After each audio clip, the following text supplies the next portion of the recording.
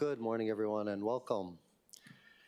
Councilmember Wire, could you please stand and lead us in the Pledge of Allegiance? Thank you, Chair. I pledge allegiance to the flag of the United States of America and to the republic for which it stands, one nation, under God, indivisible, with liberty and justice for all. Thank you so much. Also, Councilmember Wire, would you like to introduce your guest speaker for the message of aloha? Mahalo, Chair. Good morning, everyone. Today I have the pleasure of introducing our guest speaker for the message of aloha, Pastor Jessica Kawamura. Pastor Jessica received her Master of Divinity degree from Candler School of Theology at Emory University in Atlanta, and she currently serves as the pastor of the Wahiawa United Methodist Church, which is comprised of an inclusive multi-generational mix of Keiki and Kupuna, including locals as well as newcomers. Although originally from California, Pastor Jessica has deep family roots in Hawaii and continues to grow, she continues to grow through her service to our community alongside her husband, Kyle, and father-in-law, mother-in-law, Nolan and Arlene Carioca. Thank you, Councilmember Wire, for this invitation. Good morning, honorable members of the City Council. It's a pleasure to be with you this morning. Today is November 1st, All Saints' Day. It is a Western Christian tradition practiced by both Catholics and Protestants for over 1,000 years. On All Saints' Day, we remember the people who've gone before us in faith. We remember that we are part of a community, a cloud of witnesses that includes people of all generations. We on Oahu have many ancestors. My spouse Kyle and I trace our family roots back to the plantation days. Our great-grandparents were immigrants from Japan. Our grandparents were born here on Oahu and grew up in pineapple camps and on sugar plantations. It is our community's tradition every summer to participate in the Japanese Buddhist tradition of Bon Odori, in which we gather young and old to dance with the spirits of our ancestors. I've seen some of our council members out on the Bon dance circuit, connecting with the community and their constituents. We on Oahu have many ancestors. Just over a week ago, the city and county of Honolulu held a special blessing for a new interpretive plaque in Waikiki for the healer stones of Kapaimahu. These 4 large boulders were placed by our native Hawaiian forebears to honor the visit of Mahu healers from Tahiti. They remind us of the people who have come before us. We on Oahu have many ancestors. On Sunday at Wahiawa United Methodist Church, we will say aloud the names of individuals who have been saints in our lives. We will honor and celebrate the impact that they have made on us. We will light a candle in each of their honor. On All Souls Day, we especially remember those who have passed away in the last year. We in Hawaii continue to grieve the immense loss of life in Lahaina. We hold close the lives and legacy of those who have passed away. We remember them this morning. And as we gather in City Hall, as our City Council comes together to do the work of our community, we remember all of those who have come before us in public service. We remember the generations of faithful leaders who sat in these seats and walked these hallowed halls. I invite you to join me in a moment of silence to remember the saints in your life. Perhaps someone who passed away this year, or someone who mentored or guided you, who taught you tradition or culture, or modeled what it means to live a life of purpose. Let us join in a moment of silence.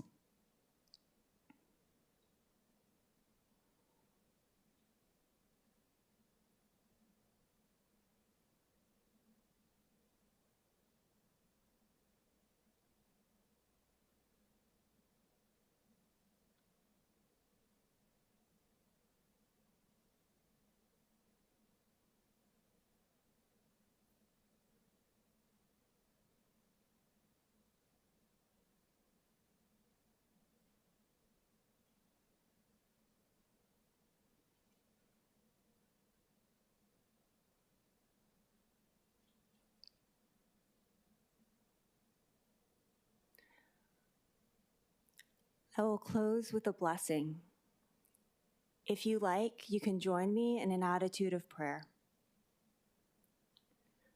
Gracious God, thank you for those who have come before us, our forebears and our ancestors. As we remember them today, give us strength and courage to live as they did, with a spirit of humility, generosity, and care. May you bless the work of the City Council and the people of Oahu. Amen. Thank you. Thank you, Pastor. Thank you, Pastor. Okay, a few procedural announcements before we begin. Although the remote oral testimony is being permitted, this is a regular meeting and not a remote meeting by interactive conference technology under HRS Section 92-3.7. Therefore, the meeting will continue notwithstanding the loss of audiovisual communication with remote testifiers or loss of the public broadcast of the meeting.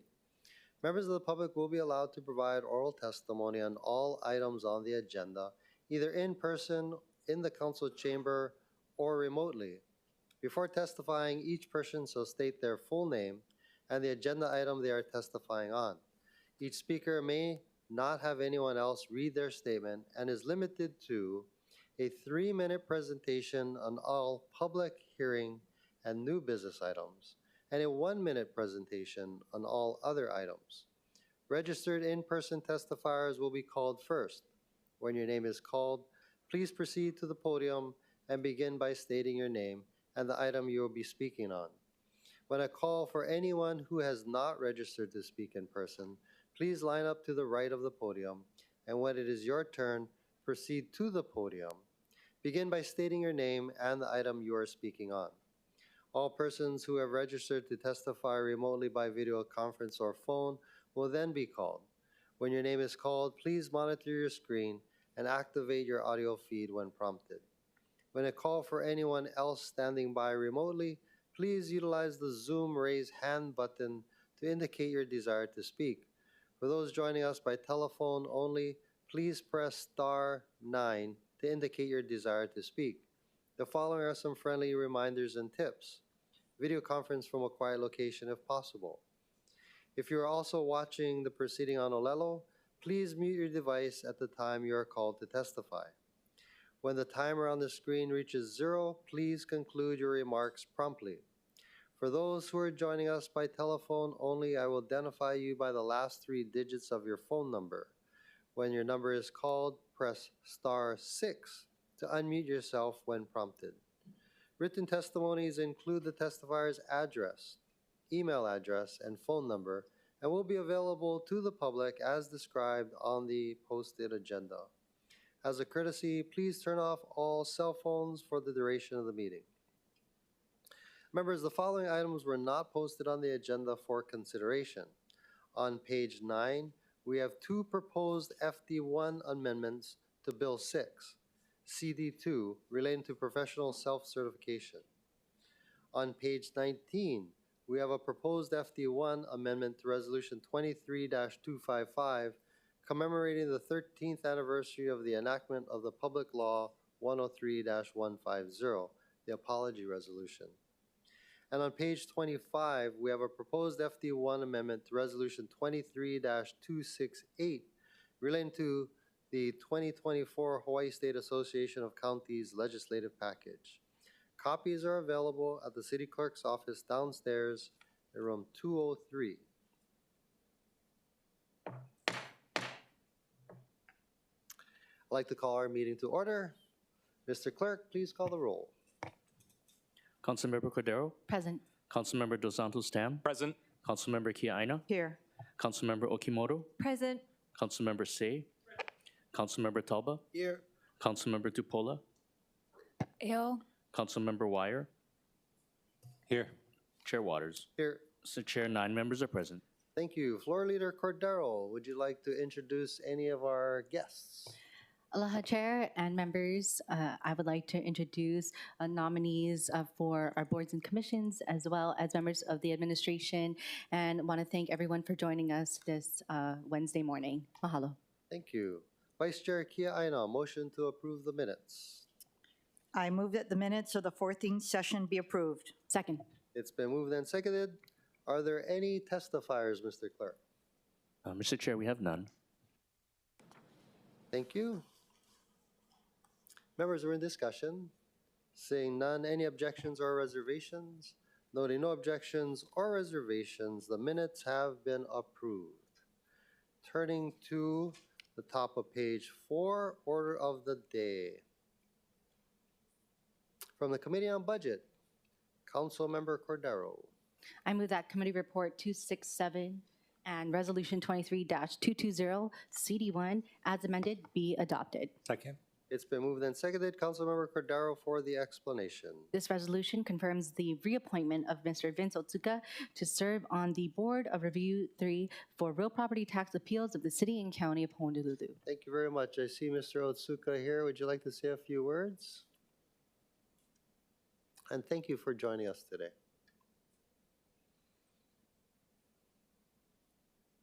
Hello. On. Can you hear me? Okay. I'd like to thank the council again for your trust and confidence in reappointing me to the board, to the council.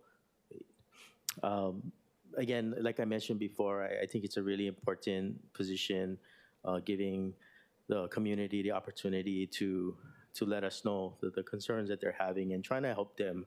So I think the second term will help me, I think, make a bigger difference because I have a little bit of experience now. So again, I thank you and appreciate their support.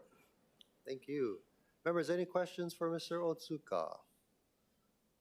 Seeing none, thank you so much. Mr. Clerk, do we have any testifiers? Mr. Chair, 1 remote testifier standing by. Okay, please proceed. Aloha Chair and City Council, Angela Melody Young, testifying in strong support of the nominee. He sounds like a really good nominee, and just testifying for his reappointment for the Board of Appeals. So the appeals process from the Real Property Assessment Division, the assessments made by the city, the divisions are provided for in ROH Article 8-12. The city annually sends a notice of assessment to taxpayers on or before December 15th. And if a taxpayer has not received the NOA within a few days of December 15th, the NOA information is available at Property Records Search. A taxpayer may contact the division to discuss any questions or concerns regarding the NOA information, and frequently these discussions result in a clear understanding of mass appraisal standards and practices utilized by the Real Property Assessments Division in order to produce uniform and equitable assessments throughout the country. In many instances, misunderstandings are cleared up during the discussion, and I think the nominee, it sounds like a really good fit for this process. So, in support. Thank you so much. Members, we're in discussion. Seeing none, any objections or reservations? Noting no objections or reservations, CR 287 and Resolution 23-220 CD1 has been adopted. Congratulations, Mr. Otsuka, and thank you very much for your service. Next, from the Committee on Planning and the Economy, Councilmember Kia-Aina.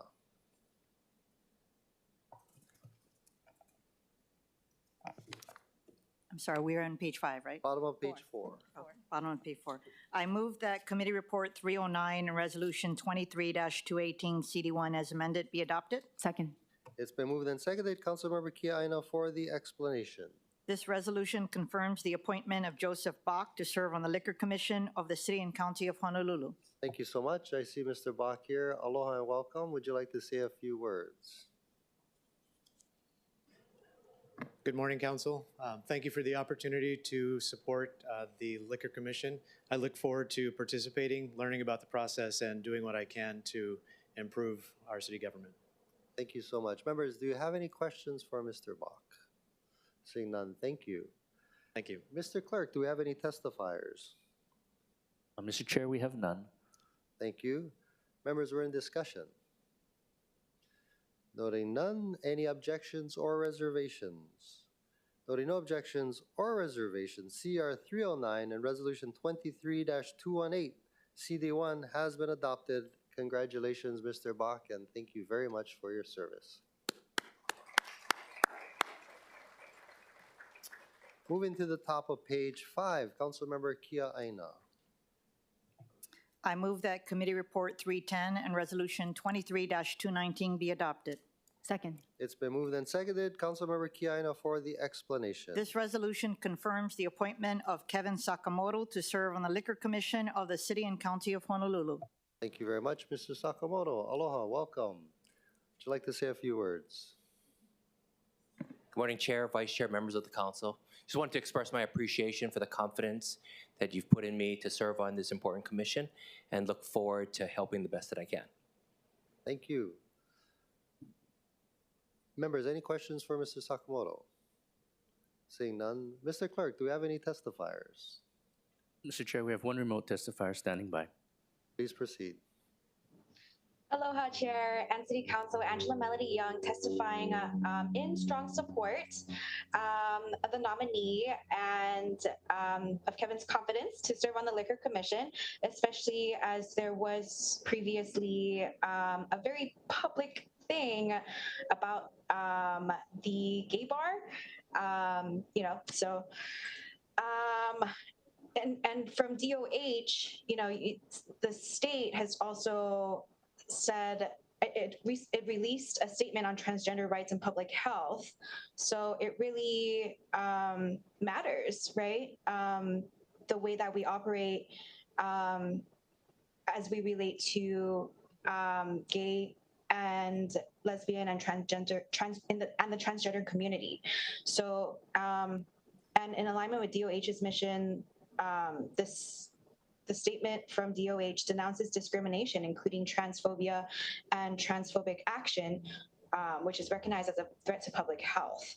So I just testifying in support of someone who may be able to move the Liquor Commission in the right direction in terms of. Thank you. Thank you very much. Members, we're in discussion. Seeing none, any objections or reservations? Noting no objections or reservations, CR 310 and Resolution 23-219 has been adopted. Congratulations, Mr. Sakamoto, and thank you very much for your willingness to serve. Councilmember Kia Aina. I move that Committee Report 311 and Resolution 23-221, CD1, as amended, be adopted. Second. It's been moved and seconded. Councilmember Kia Aina for the explanation. This resolution confirms the reappointment of Kai Nani Kraut to serve on the Planning Commission of the City and County of Honolulu. Thank you very much. Mr. Clerk, do we have any testifiers? Or actually, is Ms. Kainani Kraut here? No? Okay. Mr. Clerk, do we have any testifiers? Mr. Chair, we have none. Thank you. Members, we're in discussion. Councilmember Wire. I'll just note that she was present at the committee meeting and we had a great discussion, and from that I think it's evident that she's clearly qualified to remain on the commission. Thank you very much. Any further discussion, members? Seeing none. Any objections or reservations? Noting no objections or reservations, CR 311 and Resolution 23-221, CD1 has been adopted. Congratulations to Ms. Kraut. Thank you, members. Moving to the top of page 6, from the Committee on Public Safety, Councilmember Okimoto. Thank you, Chair. I move that Committee Report 317 and Resolution 23-223 be adopted. Councilmember Tolba for the second. Second. Thank you. It's been moved and seconded. Councilmember Okimoto for the explanation. Confirming the appointment of Janine Suki to serve on the Police Commission of the City and County of Honolulu. Thank you. Aloha, Ms. Suki. Thank you so much for being here. Would you like to say a few words? Aloha, Chair and Council members. Thank you for the opportunity to come speak with you today. First of all, I want to recognize my gratitude to Mayor Blangiardi for having the trust and confidence in nominating me to this position. And I would also like to thank the council for their affirmation, particularly the Public Safety Committee Chair for her affirmation of the nomination. And finally, I'd like to recognize my family who's sitting behind me for supporting me during this process. Having previously served on the Real Property Tax Board of Appeals, know how much time and effort is needed, and I congratulate and welcome all of the other nominees this morning on their service, because this is serving on boards and commissions for the county is something that is very, very needed and critical to the healthy operation of our community, of having additional public oversight over the various processes that govern our community. And for these many reasons, I'm grateful for the opportunity to put my background and knowledge into service. I come to the Police Commission with a very open mind, and I look forward to working with the staff and the citizens that come toward the commission for various reasons today. And thank you again. Thank you. Members, any questions for the nominee? Saying none, thank you so much. I do see the mayor here. Aloha, Mayor Blangiardi. Want to introduce you. Would you? Wonderful. Thank you. Great appointments. I also want to just acknowledge our Managing Director, Mike Formby, is here as well. Mr. Clerk, do we have any testifiers? Mr. Chair, we have none. Thank you. Members, we're in discussion. Councilmember Kia Aina. Thank you, Chair. Half a day, Janine, and welcome to your family, Jesse, as well as your son, Elliot, for being here to support you. I wanted to thank you for your commitment to public service. You will be an excellent appointment to the Police Commission. I wanted to leave this with you in your native Chamorro language. Sen maguf, jun manae hau, este na onra biba. This is a blessing for you for this honor. Sejus maase. Thank you. Any further discussion, members? Councilmember Okimoto. Thank you, Chair. Thank you, Vice Chair Kiaina. Vice Chair Kiaina was actually the first one to introduce me to Mrs. Suki, and I'm really grateful for the opportunity that we had to meet. I'm thankful for the dedication that you have, and as a mom of young kids also, I just want to thank you, because I know that this will be a sacrifice on behalf of you and your family. So thankful again for your husband to support you, and I look forward to what you can bring to the commission. I won't speak your native tongue, but I want to just say mahalo, and we are here to support you as we move forward, because we have a lot of things that we want to accomplish within the public safety realm of the City and County of Honolulu. So mahalo for taking this opportunity to serve us. Thank you, Chair. Thank you. Any further discussion, members? Seeing none, any objections or reservations? Noting no objections or reservations, CR 317 and Resolution 23-223 has been adopted. Congratulations, and thank you again, Ms. Suki.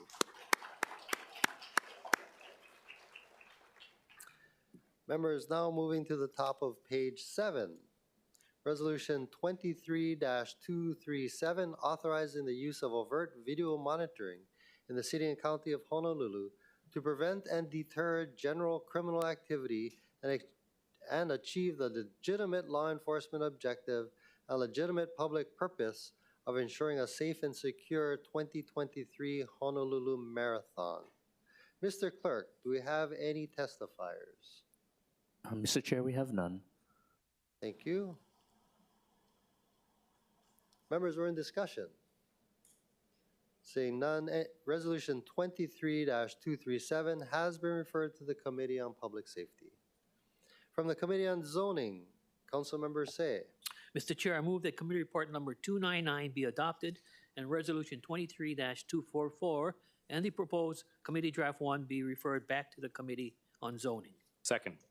It's been moved and seconded. Councilmember Say for the explanation. This resolution is approving an application for a plan review use, or PRU, permit for the update of the University of Hawaii at Manoa Campus Master Plan in Manoa, Oahu.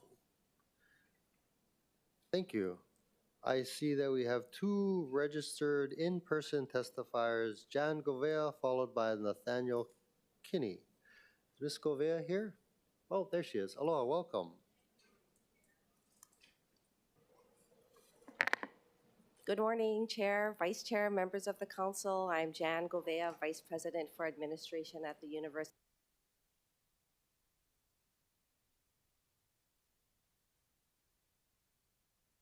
Hello? Oh, perfect.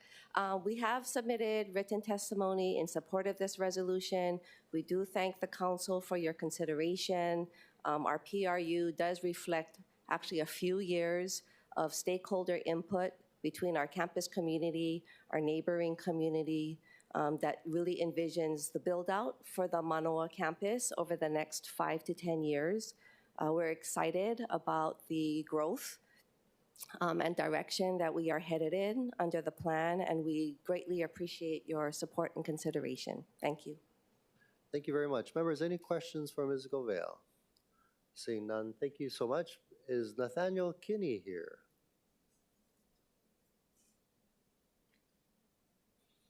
Good morning and welcome. Good morning, Chair. I'll just stand on my written testimony. Thank you. Thank you. Any questions for Mr. Kinney? Seeing none. Mr. Clerk, do we have any other testifiers? Mr. Chair, we have none. Thank you. Members, we're in discussion. Seeing none. Resolution 23-237 has been referred to the Committee on,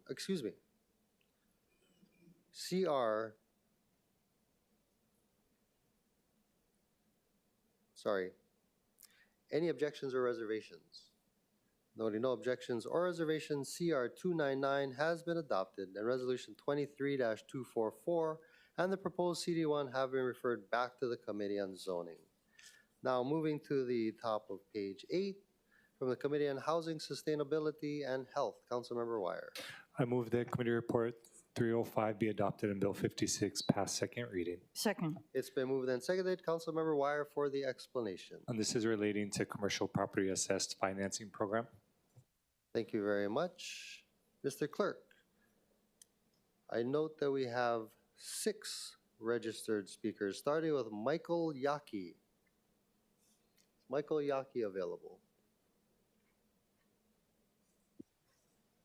Thank you very much, Mr. Chair. I'm Michael Yaki, attorney, Senior Vice President for Petros Pace Financing, a C-Pace capital provider. We're here in strong support of Bill 56. We believe that it will create the legal certainty that we require in order to do financing in Hawaii. I would also like to stress that this is a completely voluntary program. No one is required to use it. No one will be forced to use it. And then finally, I just would like to say that this is a program that has great benefit to the property owners, commercial property owners in Honolulu. This is something that will enable them to harden their properties against hurricanes, reduce their energy costs, and as noted before, also for commercial properties that have cesspools, be able to convert them if required. I think that one of the most important things to note about this program is that it is in 33 other states. It is operating extremely well. The statute in Hawaii is one of the more modern ones that have sparked a lot of lending and financing across the country. So we stand in great support of this. I also want to stress one thing. This ordinance and the agreement with HGIA will result in very little to no administrative or financial burden to Honolulu City and County.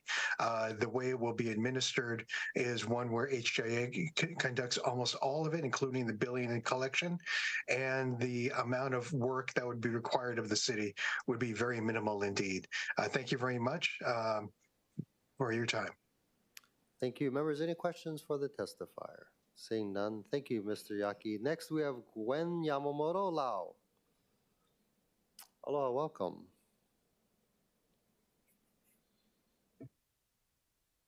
Good morning, Chair, Vice Chair, and members of the City Council. Gwen Yamamoto Lau with the Hawaii Green Infrastructure Authority. I'd like to stand on my written testimony in support of the bill, but I also wanted to address some comments in testimony that I saw. Michael touched upon it a little bit, but want to re-emphasize that Bill 56 is not a mandate. It is a financing program that would allow commercial property owners a long-term financing option. Like all financing, whether it's a credit card, an auto loan, a mortgage, or equipment loan, the applicant must voluntarily apply and be approved for financing. CPACE is no different from that. Thank you. Thank you very much. Members, any questions for Ms. Yamamoto Lau? Seeing none, thank you. Next, we have Austin Salcido, followed by Clifton Kellogg. Aloha, welcome. Aloha, Chair. Aloha, Council people. I'd like to say for one thing that this Bill 56 will affect the jurisdictions of 4 of our council people over here on the island of Oahu itself, where the state is actually moving forward on state legislation at the beginning of the year regarding this cesspool conversion itself. The title of this bill itself is very deceiving, and I'd like to educate these people as well too, because it's misleading. I'd like to support this bill because of the energy conservation, but the wastewater portion of it to be deleted, every language in such form, fit, or function of it. Delete the language. That's the amendment that I'm proposing. Because it negatively affects landowners, not only commercial, but interpretation was made that affects agricultural landowners, okay? And also the language in here is not voluntarily for an applicant. It doesn't state in any which way form, okay? But for those agricultural landowners who's living on a fixed income that's 1/3 of the median price of this island of $131,000, people on this island is making 1/3 of that price. So with that said alone, that will be negatively impacting the community itself. The language in here is not meant for the agricultural landowner who's living and retired on a fixed income. It would negatively impact it. And more so, there's a cesspool conversion working team that was made by the legislation, 16 members. And the state program administrator of Hawaii Green Infrastructure Authority is not of this 16 members. So this whole different topic. And yet there are state operations, but not involved with the state legislation. So I find that a conflict in as well too, not in the best interest of the landowner itself. And also, if there's a cesspool conversion already made, like for me personally, from cesspool, I get it, done it 15 years ago. Cesspool itself, conversion to a septic, costs $50,000 to $60,000. How any fixed income retiree can afford such an improvement? Okay. Also, there was a bill that was introduced by Ikaika Anderson back in 2019, because like I put in a septic system, cost me thousands of dollars, and this Bill 7, 2020 CD1 Ordinance 20-36 did not allow for public testimony, fair testimony. I asked you, Chair, to bring up a bill because I'm requesting for this to be heard, to be repealed. And right now it's being avoided right now somehow, some way. I reached out to Council Member Tyler Tam and bring it to you, so I'll bring it to the floor of the City Council. A bill needs to be to resurrect or repeal Bill 7 of 2019, Ordinance 20-36. Anybody who has the septic system, the language in here says you are required to hook up to city sewer. So we have a double jeopardy here. So me as a financial fixed income resident of agricultural land, I'll be affected by double jeopardy. So this bill 56, again, I pass it with amendments to delete any language because it's being overlapped by state legislation at this current moment. At the end of the year, they can come with new legislation to bring that. We had protested because of the ill intent of the languages as made in the bills by the state legislatures. So that's all I have. Thank you, Chair. Thank you, Mr. Salcido. Any questions for Mr. Salcido, members? Please. Seeing none, thank you. Next, we have Clifton Kellogg. Mr. Clerk, is Mr. Kellogg available? Yes, hello. I was having trouble with my unmuting. Chair Waters, my name is Cliff Kellogg. I'm the Executive Director of the CPACE Alliance, a nonprofit business association. Thank you for the opportunity to testify in support of Bill 56 to establish Honolulu's Commercial Property Assessed Financing Program, also known as CPACE. CPACE programs like this one already exist in more than 30 states on the mainland. CPACE is 100% voluntary.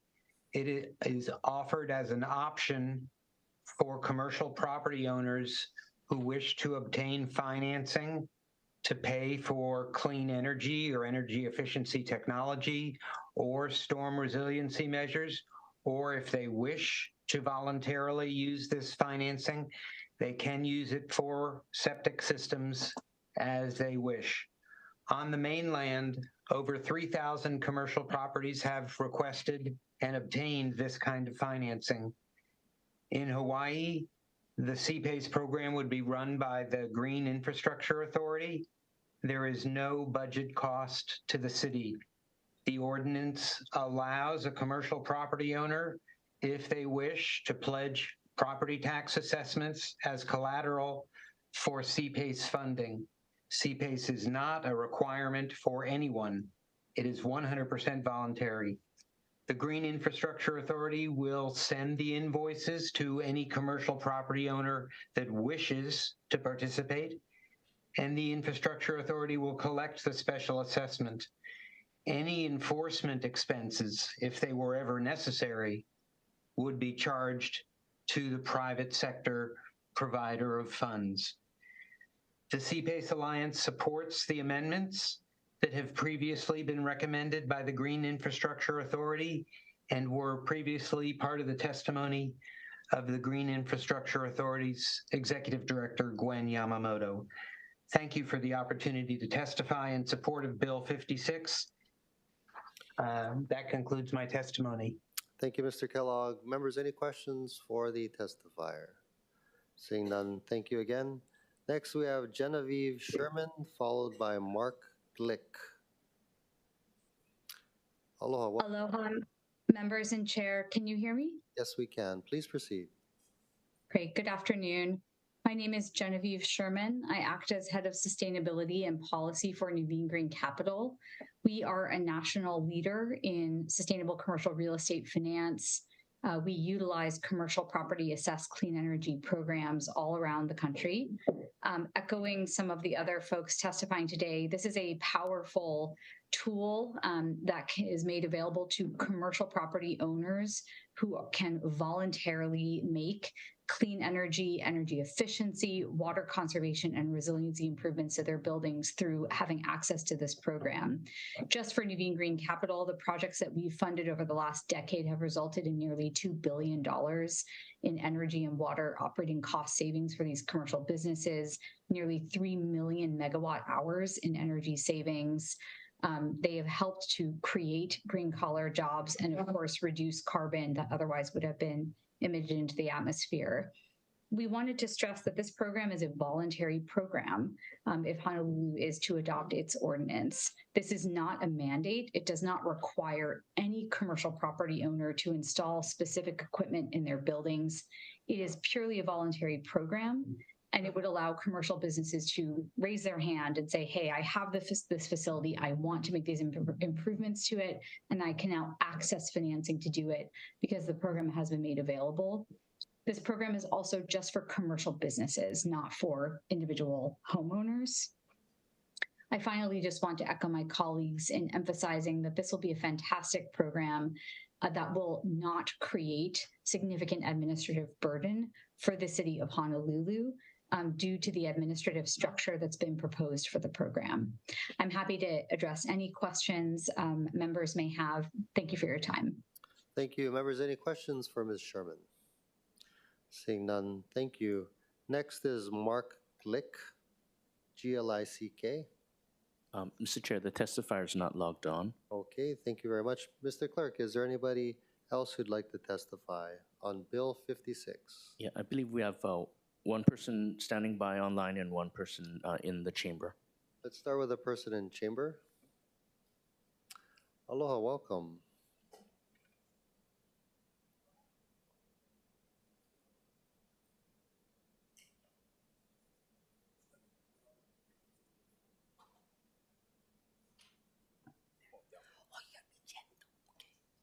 Aloha, my name is Kalei Salcedo. You know, we all face the everyday of what needs to be improved, developments and everything. But this Hawaii Green Infrastructure Alternative is also known as AKA Hawaii Green Bank. The bank is it fills in a gap what people cannot afford. But the question is, how much more gap do our city and state need to do and cover? And how much more gap and negative impact that's going to be on the landowners for ag lands and everything? How much more gap? These green banks contains of many nationwide. This partnership is a nonprofit organization. And what I'm saying about gaps, how much more is our little island going to be taken with gentrification that's happening? It looks nice on paper, but let's be honest. We all have to take our stands. How much more kupunas and the future of our children and grandchildren is going to be pushed out because of overpricing our islands? I'm not just speaking on Oahu. I'm speaking for all 8 islands. What we call people that comes and visit Hawaii, they call paradise. Well, let me tell you, it's my home. And it's a home to many of my kupunas, my children, my grandchildren, and future generation of your grandchildren. Are they going to be able to afford because of gentrification? You have to think about that. You need to be transparent to your community. What's the integrity? I mean, it's gone. This is sad.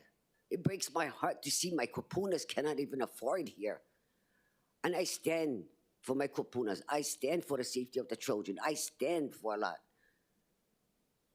And I pray you folks all think twice and stand for your kupuna and your future grandchildren and great-grandchildren, because they will not have a home in Hawaii that we call people call paradise. Aloha does not mean resilient. We have people on our beaches dying while gentrification is still taking over. When is it going to end? When the money bucket going to end?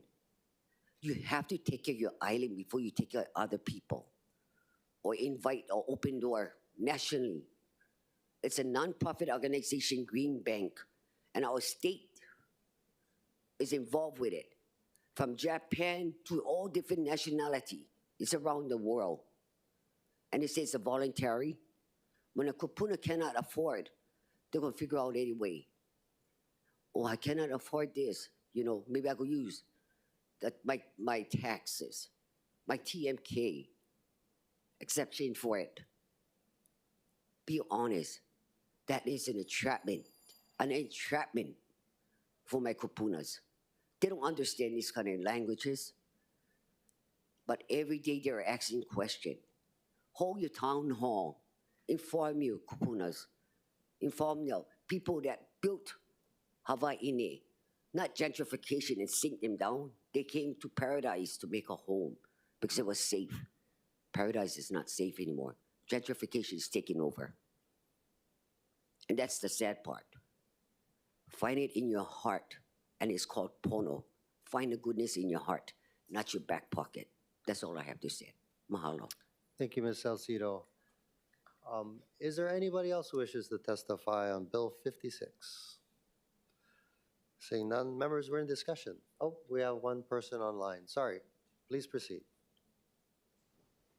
Aloha, Chair and City Council, Angela Melody Young. Just wishing to comment. So the bill uses the term CPACE, which is a term used nationally to refer to commercial property assessed clean energy financing programs. In addition to clean energy improvements, certain infrastructure necessary to upgrading the handling of sewage is necessary for cesspools, septic systems, aerobic treatment units, and connection to sewer systems. Efficiency technology improvements, resiliency measures, and other improvements approved by the HGIA. So why is this important, and why do people care, right? So from the framework of the EPA, green infrastructure can help replenish and heal nature, like groundwater resource, relieving stress on local water supplies and reducing the need to import water. Green infrastructure reduces urban heat by planting trees and building green roofs, and it lowers energy demands by reducing indoor temperature and shading building surfaces. And green infrastructure can reduce pumping and treatment demands for the city. So the U.S. Department of Energy says this in their impact study. More than 30 states have adopted CPACE, enabling legislation because of the opportunities for investment in local businesses, energy, and cost savings and job creation. So proposals such as this will provide for clean energy standards legislated into policy.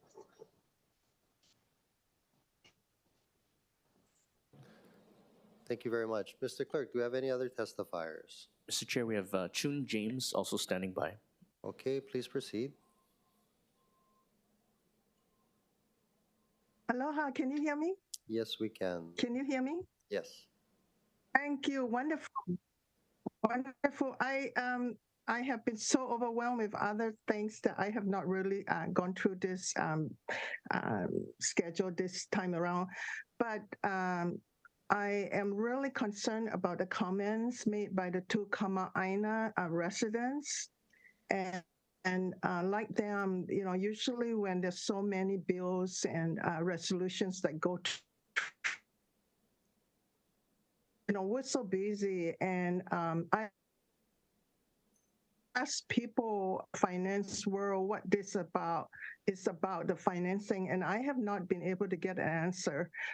So obviously, this is a very well kept secret, and also something that a lot of people in the finance world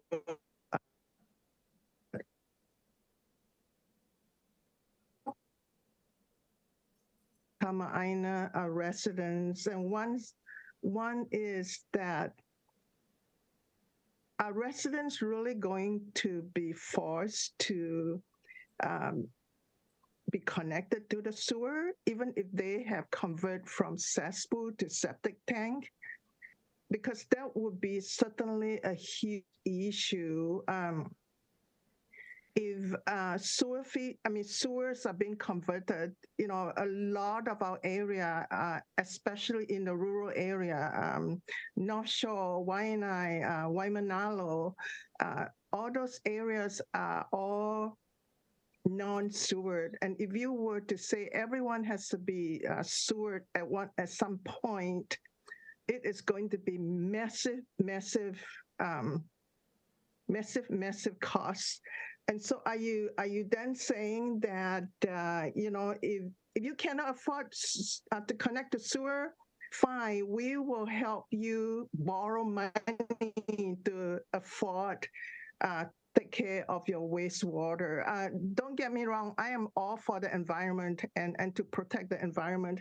But I think the multiplier impacts here that most of us, even though we're interested, do not know anything about. But to me, I think this is a really important issue that many of us need to know more about. I have friends from Aiea, Ways, and Waipahu were telling me that, even though it's just her and her grandma, their sewer is like $300, $400. So all those come into play like what the Kama Aina testifying said, gentrification is a very real thing. So I hope that this is second reading. I hope that many of us and you folks can hold town hall meetings on there and to really help us understand this item, Bill 56 here. Thank you so much.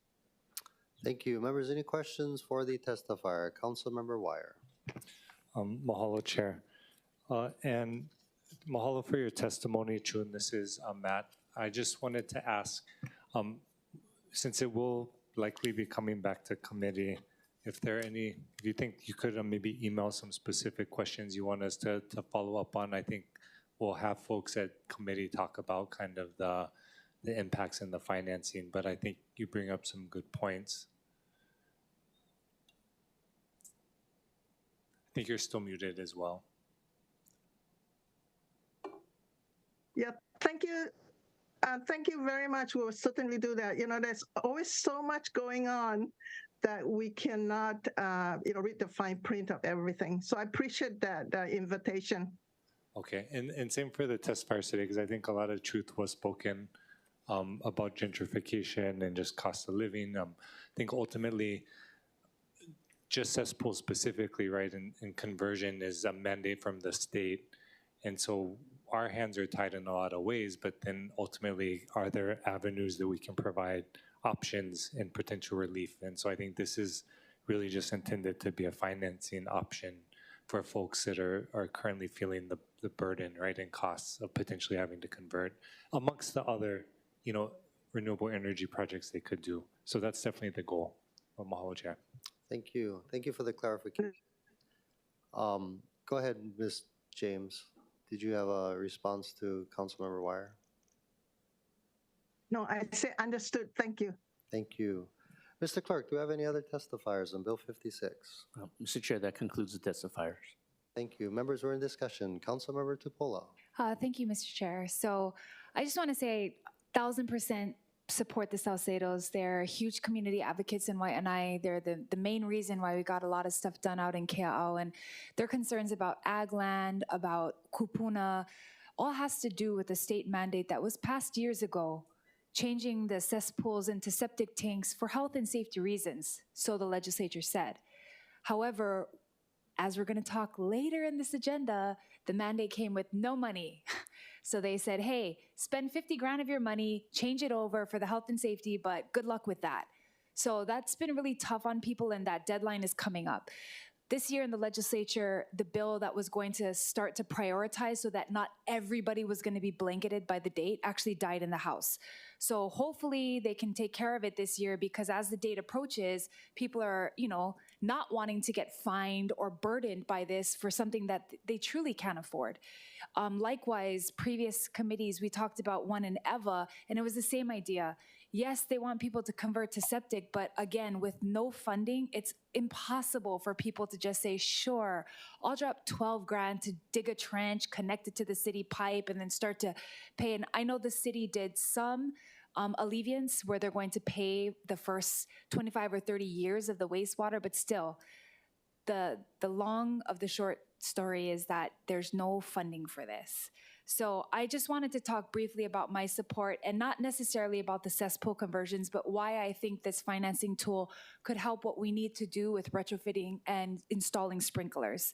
So I had an informational briefing last Tuesday with Gwen and many condo associations in Oahu that also are under a mandate and being required to retrofit sprinklers in their building. I've been heavily involved in this because of, it's not a state mandate, it was a city mandate asking for fire and safety protection, that everyone have this. And the CPACE program is only one solution, and again, it's not going to be free money. It's going to still be, you have to pay, but they're going to allow for this payment to be amortized over 30 years. So the payment could be significantly less than what banks are offering, and this is what has impeded homeowners associations from proceeding forward with this. And let me tell you why. The average cost of each building to put in these sprinklers is $2.8 million. That's average. So that's actually maybe low. And that is going to be $21,000 per unit. So if you're paying maybe $200 a month for your association fees, this could increase it up to $300 a month, which is heavy for people to bear. Manoa Manor, who attended the meeting, said that they paid $5.5 million to install sprinklers and they only have 94 units. Marco Polo actually paid $5 million and they have 568 units, but because of their fire, they had some insurance money that they used to cover some of the costs.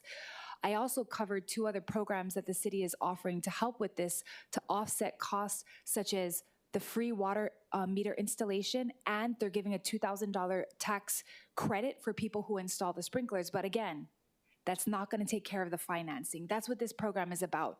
How will people pay for something that sure is for safety, but they don't have the money to front it? This program is offering 25 to 30-year loan, whereas most banks are offering 10 to 12 years. As stated earlier, it's in 33 states, and there are currently 3,000 CPACE properties. The city would be in charge of only if there was a foreclosure, but to date, there has been no foreclosures on any CPACE loans. Budget and Fiscal Department under Director Kawano has stated their concerns about the city standing up the program. However, HGIA has confirmed that they will handle the billing and the collection. States like Oregon and Texas have done this successfully with a billing and collection managed by a third party. This bill will help to codify the program with the ROH, but my suggestion in the hearing, which is still my suggestion today, is that we pursue a MOU so that there's clarity on what we're in charge of versus what HGIA is in charge of.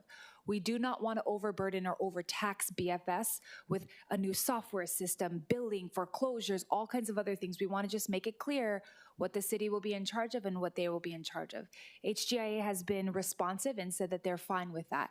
So I'm in support of this bill for those reasons, and I'm really hoping that for those who attended my meeting last week, because it was every condo, we have 313 buildings that still need this retrofit of sprinklers, that they might be able to look into it and utilize it if it helps for the health and safety of their building. Thank you. Thank you. Members, any further discussion?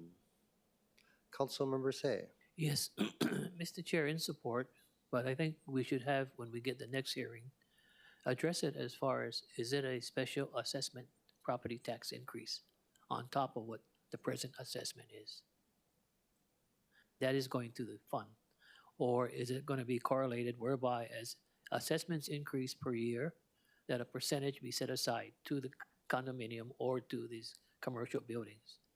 That is another issue that has to be addressed. The financing of the fund. Are we taking the funds out of the present assessments that we have at this point in time? I really don't know. Will it be an increase in assessments that all participants of the condominiums associations should be made aware of? As an example, for the Marco Polo, or let's say we go with Honolulu, if I was paying $1,000 a year in real property taxes, will there be an assessment on top of the 1,000 as far as an increase based on the percentage of what real property tax division will assess? And that is a key, because where is the source of funding coming from? It says it's coming from a mail-in outfit, financial institution, but the association has to pay that particular dollar amount that they have floated for the $2.5 million replacement of the water sprinkler system. Somebody has to pay on that loan. And that's the question I pose to the Department of Budget and Fiscal Services. And finally, I can sympathize with all of the individuals who have cesspools. While I was in the State House, we did make a request of a fixed $50 million general obligation bond float for individuals to utilize it. The problem that the state had at that point in time, it was only the rich who had the resources to replace their cesspools to septic tanks got the tax credit because they put the money up front. So we did talk about having the $50 million be earmarked maybe for Hawaiian Homes. Since Hawaiian Homes, most of these lessees are on Hawaiian homelands that have basically cesspools and not connected to a sewer treatment plant except for maybe Waimanalo. And that's where, you call a spade about the financing of how this program will work. The residents who apply for it have to understand that the assessment, will it be fixed at a dollar amount on paying the note back? Let's say the 2.5 million, and this is how much you have to pay? Or will that increased assessment be comparable to the other increases that we have to do as far as our pad? And that's the overall financial discussion we need. At the end of the day, it is all based upon money. And I believe at one of the committee hearings, we had a lively discussion with the Director of Environmental Services. Because for the, correct me if I'm wrong, Councilmember Tupola, for the EVA project, the city was going to pick up somehow the replacement or the termination of the cesspool, and then have a special district assessment for the connection to the Honolulu sewer treatment plant. But the other point too that we all have to realize, Mr. Salcido, once you folks get this new project going as far as tying it in with Honolulu, you start paying sewage fees. And that's how lively that discussion was, if I stand corrected. So it's damn if you do, damn if you don't. But yeah, it is a federal program that the state had to implement it to the counties, and now we're in this dilemma. It would have been nice when they had the 2.5 or 3 billion in general funds, I think this year or last year, the state legislature, where they could have addressed that issue on cesspools, because it is a big issue, and the Clean Water Division at DOH has put that mandate. So forever, we did share it with Councilmember Toba, that's his area, along with the other council member. What you folks want to do? There's a mandate, and I did tell the senator, it's your law that mandates us to do what we're doing on the special district assessment. So are they just passing the unfunded mandate to the city? Okay, I'll accept it, but I just pose this question on the record that it's not fair for we to pick up the tab for every cesspool project on Oahu. Thank you. Thank you. Any further discussion, members? Seeing none, any objections or reservations? Noting no objections or reservations, CR 305 has been adopted and Bill 56 has passed second reading. So just as a reminder, this bill goes back to committee, the Committee on Health, Safety, Health, Sustainability, and you'll have an opportunity to work with the chair. Okay, members, thank you. We are now on page 9. From the Committee on Zoning, Councilmember Say. Mr. Chair, I move that committee report number 291 be adopted and Bill 6, committee draft 2, pass third reading as amended. Second. It's been moved and seconded. Councilmember Say for the explanation. This is relating to a new program called the Professional Self-Certification. It is temporary, Mr. Chair, alleviating the backlog of building permit applications by providing the building official, which could be the director or his or her authorized designee, the authority to allow for alternative means to review building permit applications for compliance with pertinent codes. Thank you very much. As I mentioned, there are 2 proposed FD1s, but before we go into that, let's take testimony, starting with Ted Kafalas, Grassroots Institute of Hawaii. Is Mr. Kafalas here? Mr. Chair, the testifier is not logged on. Okay, next we have Nathaniel Kinney. Is Mr. Kinney still here?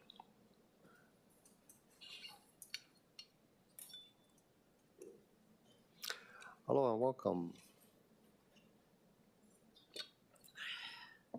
Chair Nathaniel Kinney for the Hawaii Regional Council of Carpenters. We are opposed to the addition of Bill 7 projects to the self-certification process.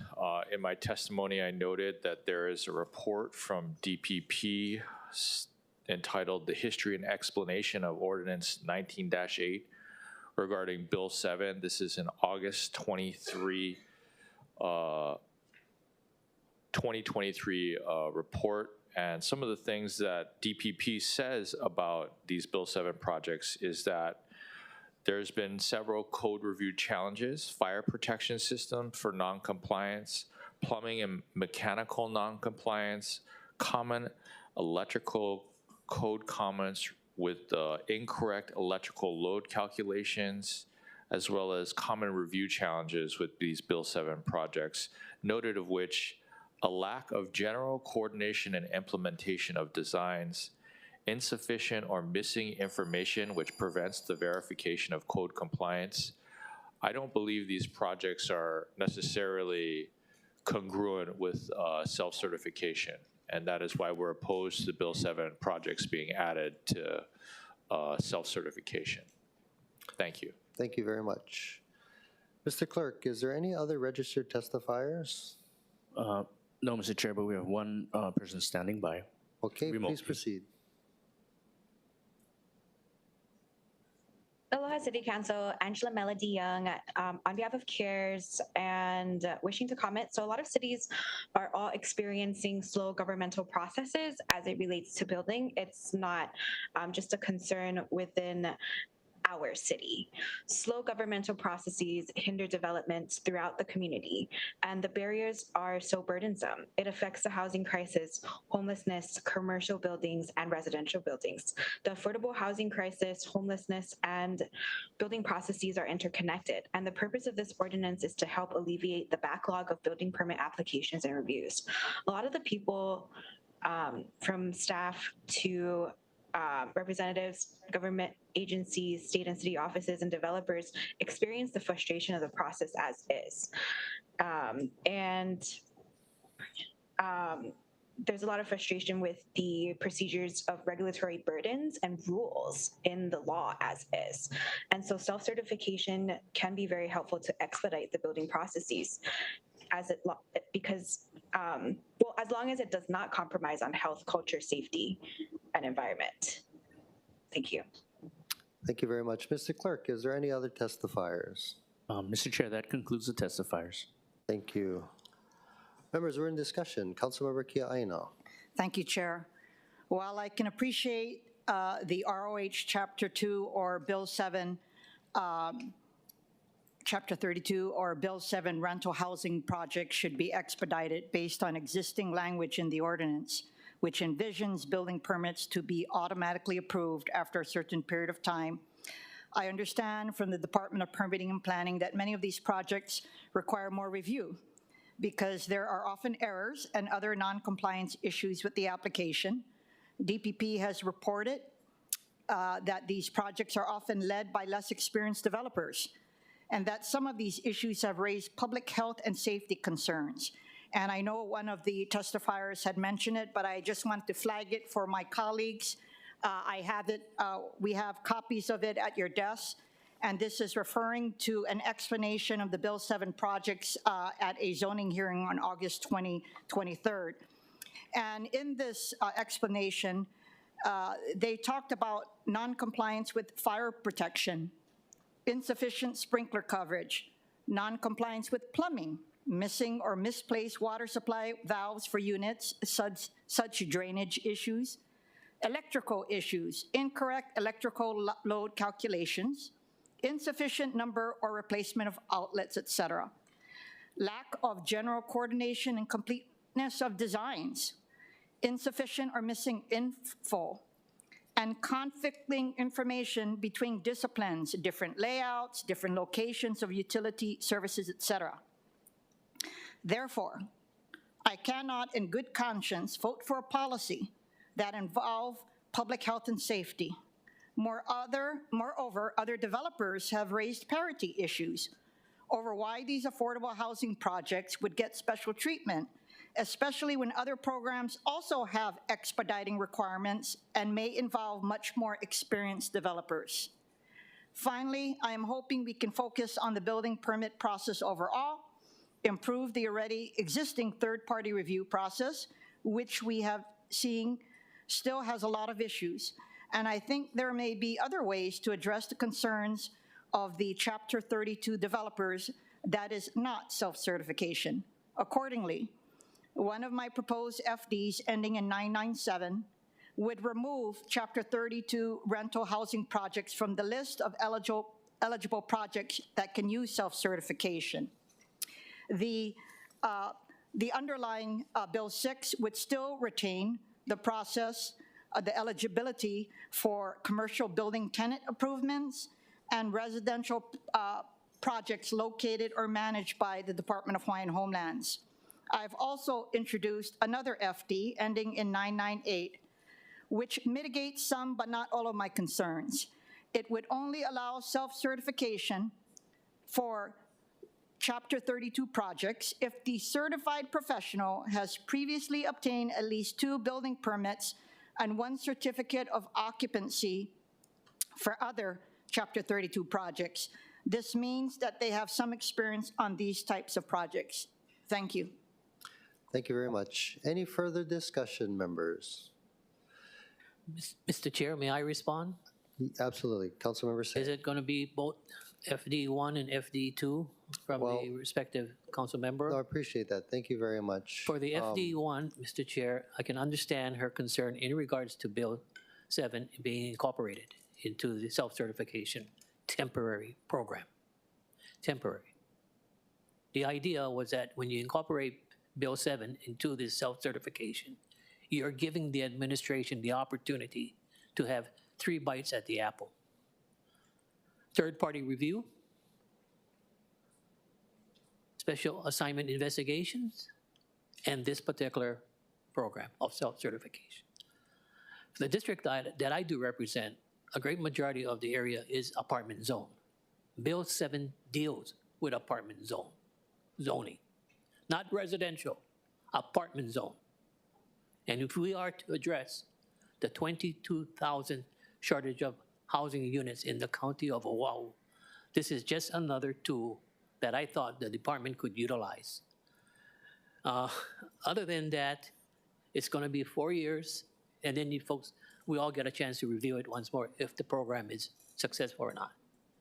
I was not here in 2019 when this particular bill was enacted, and I'm following up with what the predecessors of this council wanted along with the administration. A year ago, we did pass a measure in regards to the $10 million grant program that everybody supported when I was the budget chair.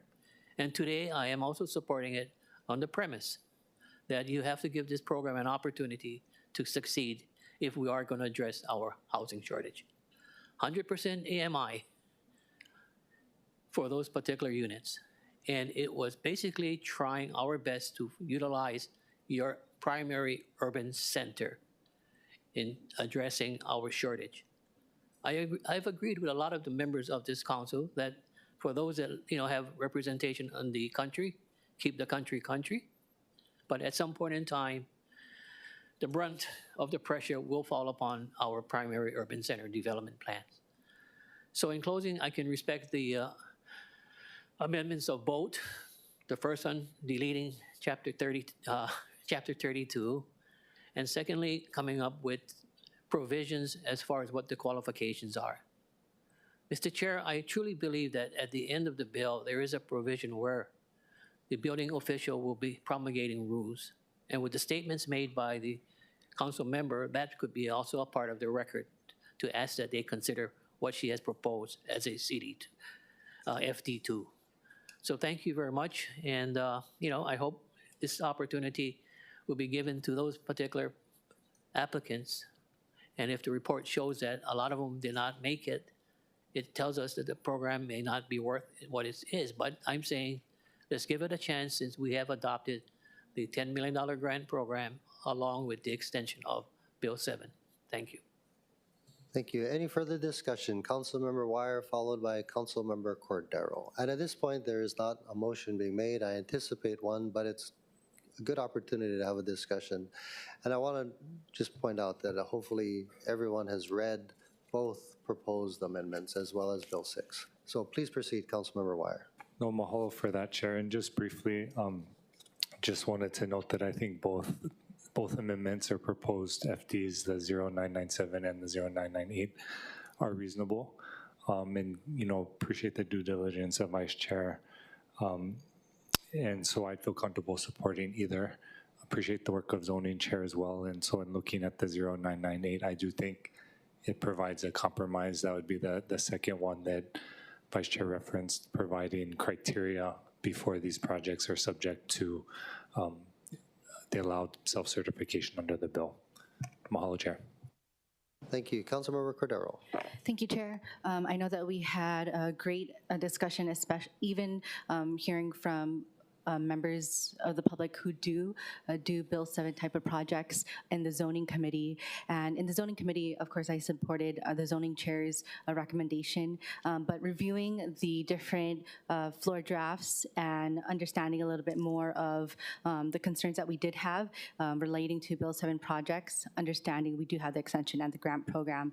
I myself would like to see us putting forward the OCS 0998 at 3:23 p.m. Councilor Vice Chair Kia Aina's CDE2.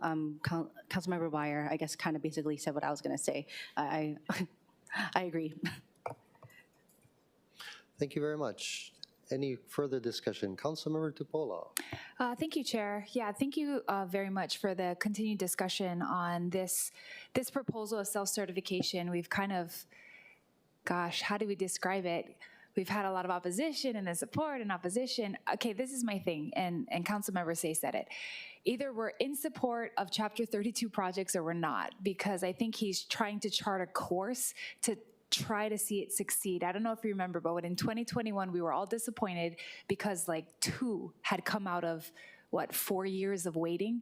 And then that's why the whole giving them the grant, the Bill 1 was, okay, we got to help them some more. And then I think 6 popped out of that. Right now we have 9. So it's going ever so slowly on this initiative that had these good hopes to build in the urban core, try to increase affordable housing in this area.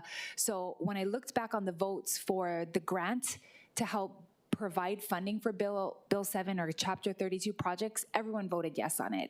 And then when we talked about the extension of time, because we gave it 7 more years, so now it has till 2030, everyone voted yes on it.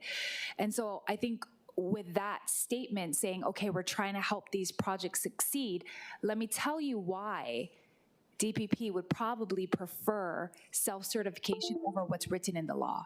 Because what's currently written in the law is that in 90 days, if the building code reviewer doesn't approve it, that they have automatic approval. So guess who's had automatic approval? Nobody, because they don't want to follow it. So I'm against not following the law. Just for the record, we should follow the law.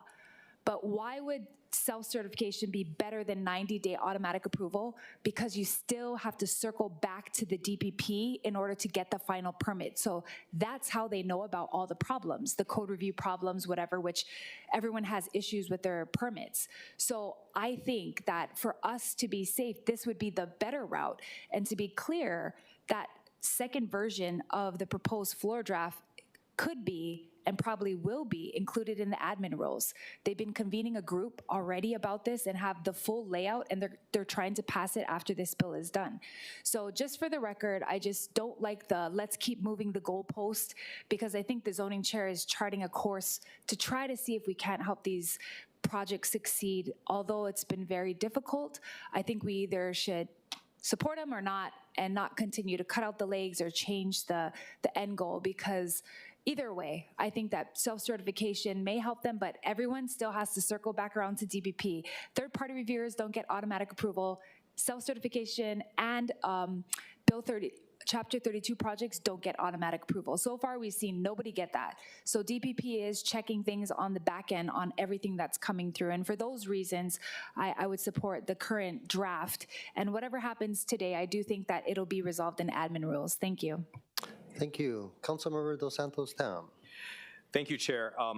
I guess for the sake of this discussion, I'll make some overall comments about the Chapter 32 projects, then talk about some of my critiques of Bill 6 as it stands now, and kind of where that leads me to go with regard to these FDs before us. So overall, I recently received an update that there are 78 applications in for Chapter 32 projects, which I think is a positive step. This was designed to make it easier to build these sort of low to medium size, apartments. But the fact is that we have 78 of these applications in, but very few of them are permitted, and very few of them, since this program began, several years ago, only a handful have ever gotten to the point of completion. And I think that this gets to a point that Councilmember Tupola made, which is that it's actually, we tried to make it easier, but in some ways we've made it more difficult. And so this gets me to, I think, a bigger point, which is, the reality is we're not going to Chapter 32 our way out of our housing shortage. And I think we need to do a whole lot more with regard to our underlying zoning and underlying apartment zone policies to truly make affordable housing happen. And in DPP's own presentation to us, on the impetus slide, they lay out some of these issues. We have huge redevelopment potential, but our existing zoning standards are getting in the way. We have the ability to create tens of thousands of new units if these standards were relaxed, and there's a debate about what exactly that means. And we could reduce construction costs by 25% if only we amended the building code and land use ordinance on these smaller parcels. And so, we have this temporary program, but what's going to happen when this program is over? And I think that's something that we as a body, really need to be working on. And hopefully when we get back to Bill 10 or whatever comes next, after that, with regard to the land use ordinance, we can kind of talk about some of these things because like Councilmember Say's district, my district also has a bunch of these apartment zone parcels, and there's huge potential for us to create truly affordable housing there. Now, with regard to Bill 6 specifically, in previous committee meetings, I've talked about my concerns about how this professional self-certification process, it sounds a lot like our third-party review process, which has been abused over the years. In my district, we had 2 of these third-party reviewers have their third-party review licenses suspended because they were simply approving things that were against the existing plans.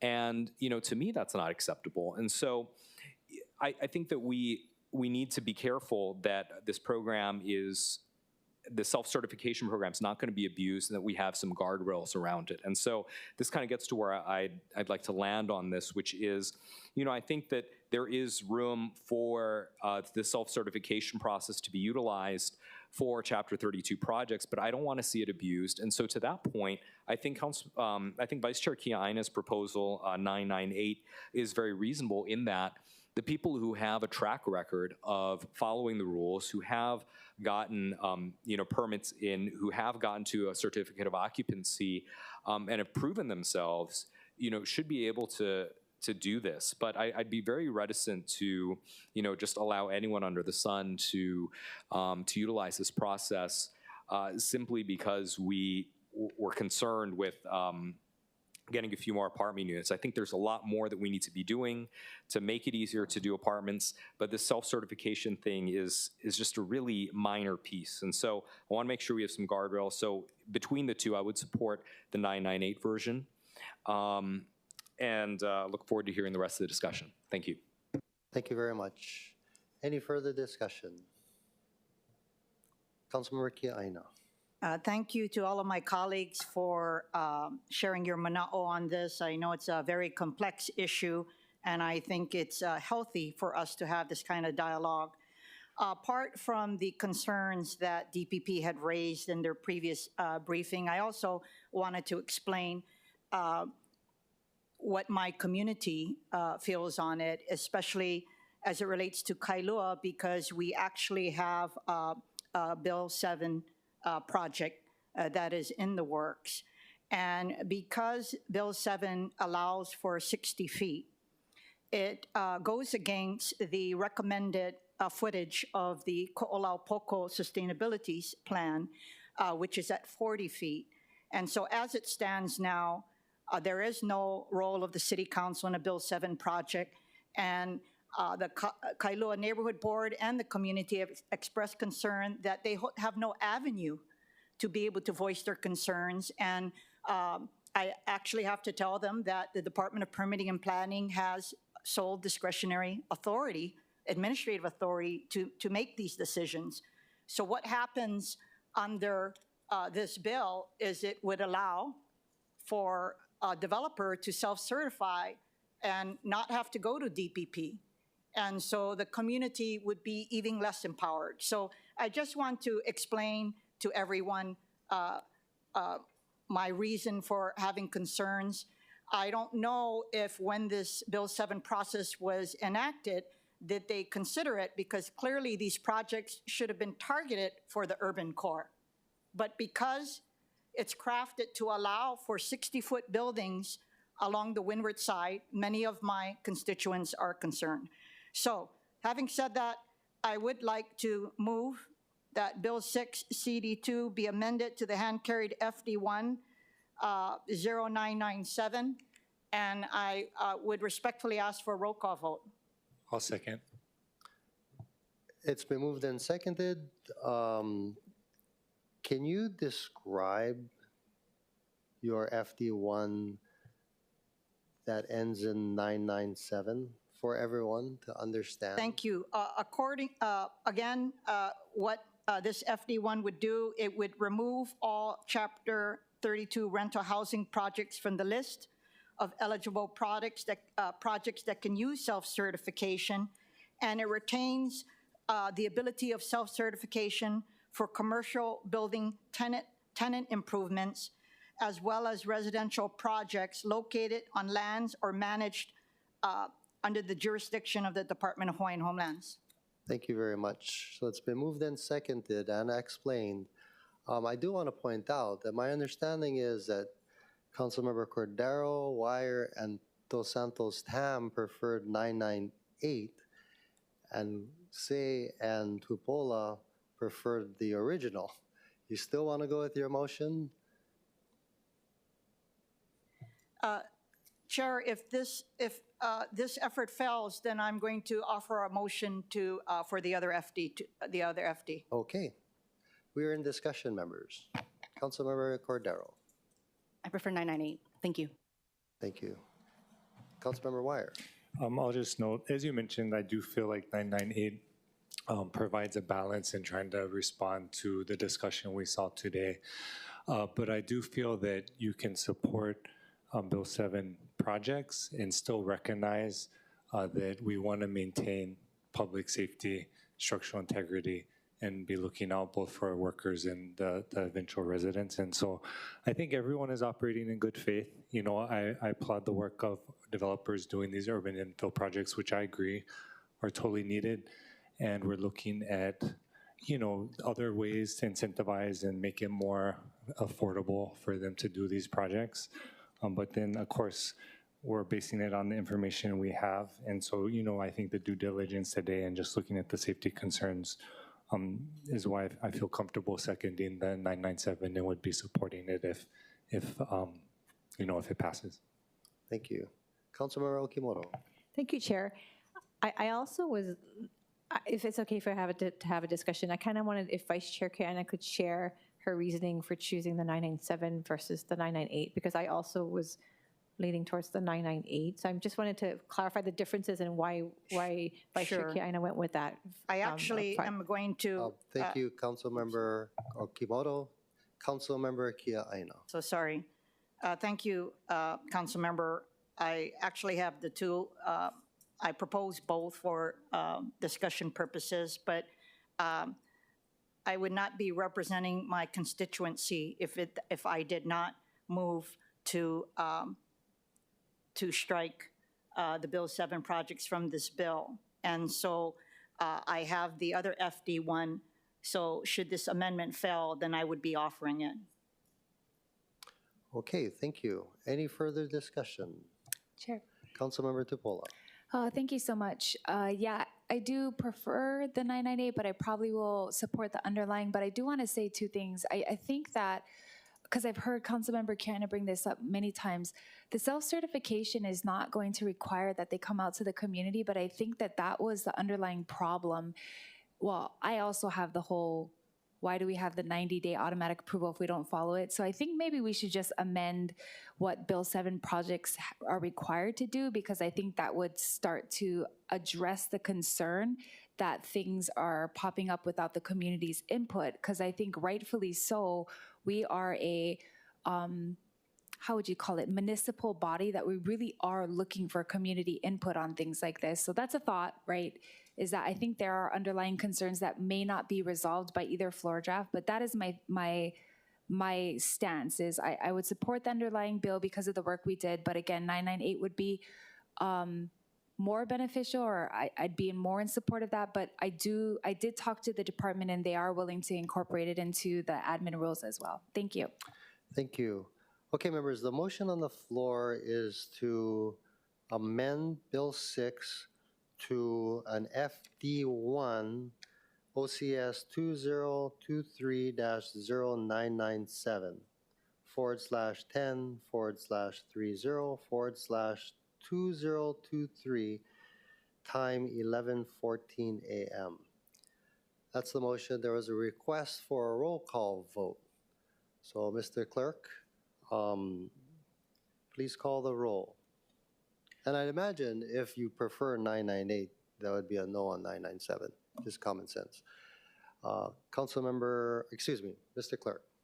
On the motion to amend to version 997, Councilmember Cordero? No. Councilmember Dos Santos Tam? No. Councilmember Kiaina? Aye. Councilmember Okimoto? Reservations. Councilmember Say? Councilmember Talba? No. Councilmember Tupola? No. Councilmember Wire? Aye. Chair Waters? No. Mr. Chair, there are 3 ayes and 6 noes. Okay, thank you very much. The motion fails. Councilmember Kiaina. Thank you, Chair. I move that Bill 6 CD2 be amended to the hand-carried FD1 OCS 2023-0998. Second. It's been moved and seconded. Councilmember Kiaina, can you explain the amendment for 998? Thank you. It will only allow self-certification for Chapter 32 projects if the certified professional has previously obtained at least 2 building permits and 1 certificate of occupancy for other Chapter 32 projects. This means that they have some experience on these types of projects. Thank you very much. Members, do we need any further discussion? Councilmember Say. Yes, in opposition once more. It's very difficult when you don't have it approved and then you have to apply for your certification. Which comes first, the cart before the horse? If you read the amendment in Section 2B of the bill, specifies in a new subdivision 6 that the signed personal verification submitted to the building official, which is the director, by the self-certified professional identified in a building permit application process under the self-certification program for a building permit that only qualifies for self-certification because it involves the development of affordable rental housing project pursuant to ROA Chapter 32. Must also include that the self-certified professional has been issued at least 1 certificate of occupancy and 2 building permits from the Department of Planning and Permitting for prior affordable rental housing projects developed pursuant to ROH Chapter 32. If the record states that there was 70-something applications and only 14 are approved, are those 14 individuals then certified as part of the requirements or qualifications? That's the question I pose myself, because it seems like you're asking the cart to go before the horse. So I really don't support it, and I'm really happy we are having this discussion. The goals and objectives for this chair was just to address the 22,000. If other members do not feel that we can address the 22,000 with another tool for the department, so be it. But I think what the council member from the west side stated for the record is true. We have to address in getting these projects off the ground. And I can sympathize with the health and safety of the projects that are being discussed earlier, but let the department monitor all of that. See, at the end of the day, our problem, Mr. Chair, is that we just don't have the enforcement. I tell a lot of the constituents in the District 5 that I do represent that you think there's a monster home, call. We don't have the you don't have the investigators going out to every home throughout the community, but if there is a concern like what they did up Sierra Drive, what they did at Oahu Avenue, what they did up St. Louis Drive, call your elected official, and let's go out there with the inspector to determine if they got their permits properly.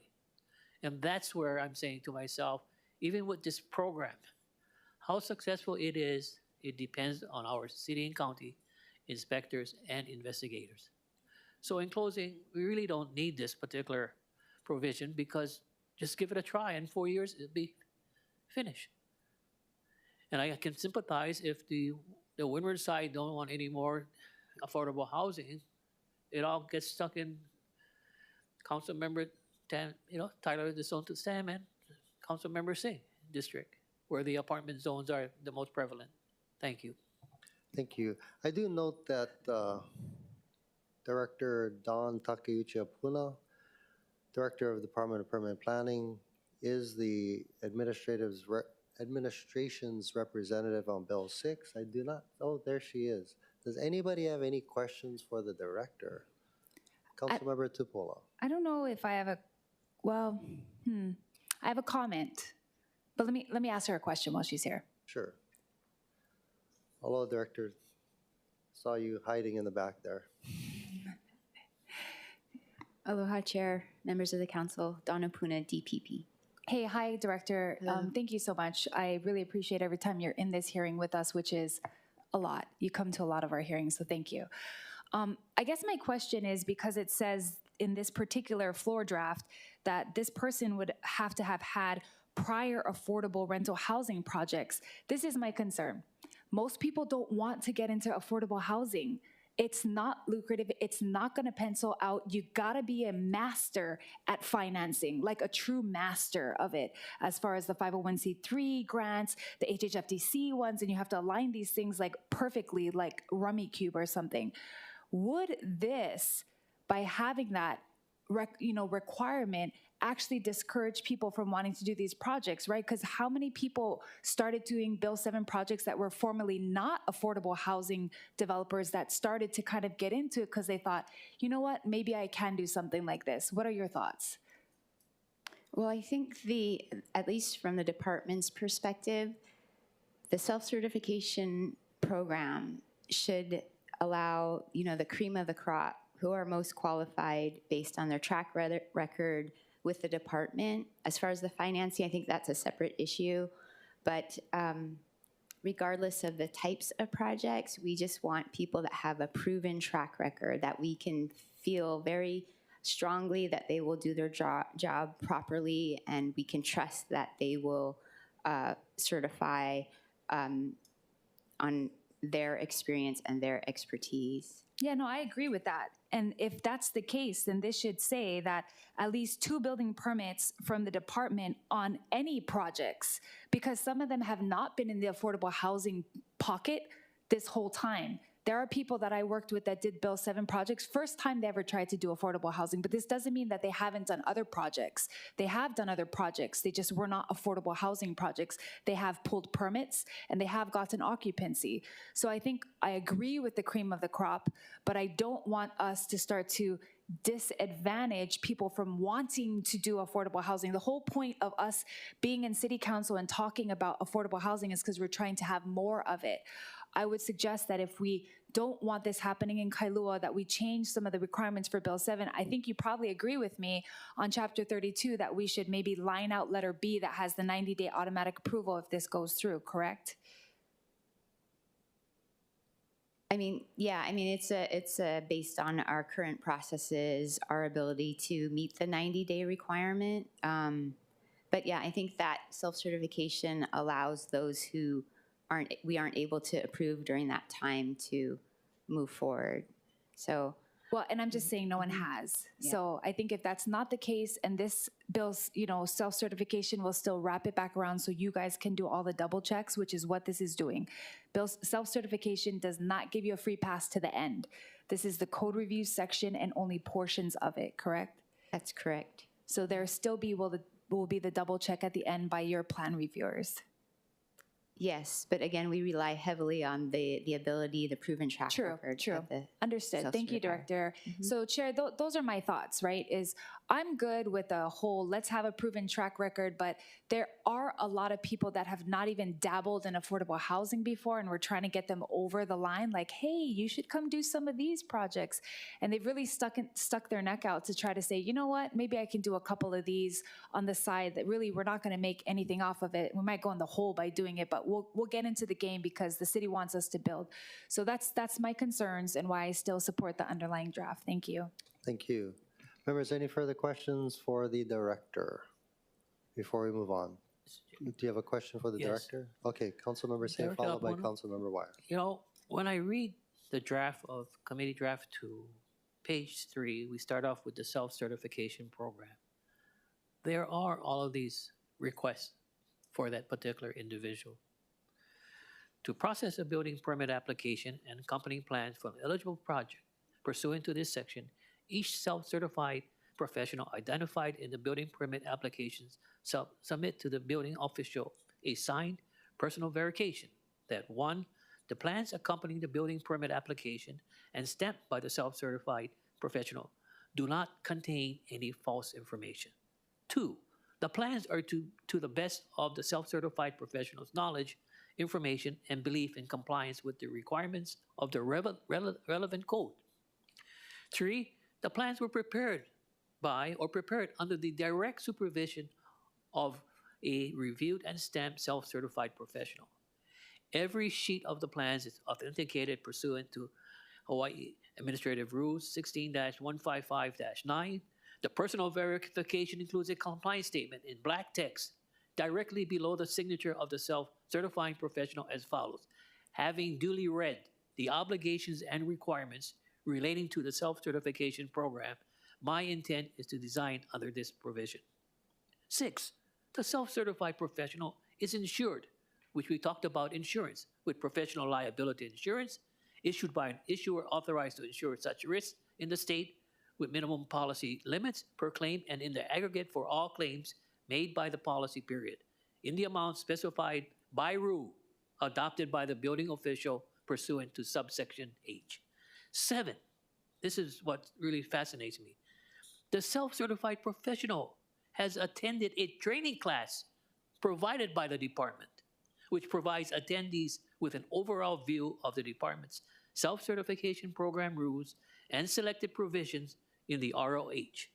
The self-certified professional will receive a certificate of completion upon demonstrating substantial comprehension of the materials covered in the training class, which may involve satisfactory results on written evaluations administered by the department as part of the training class.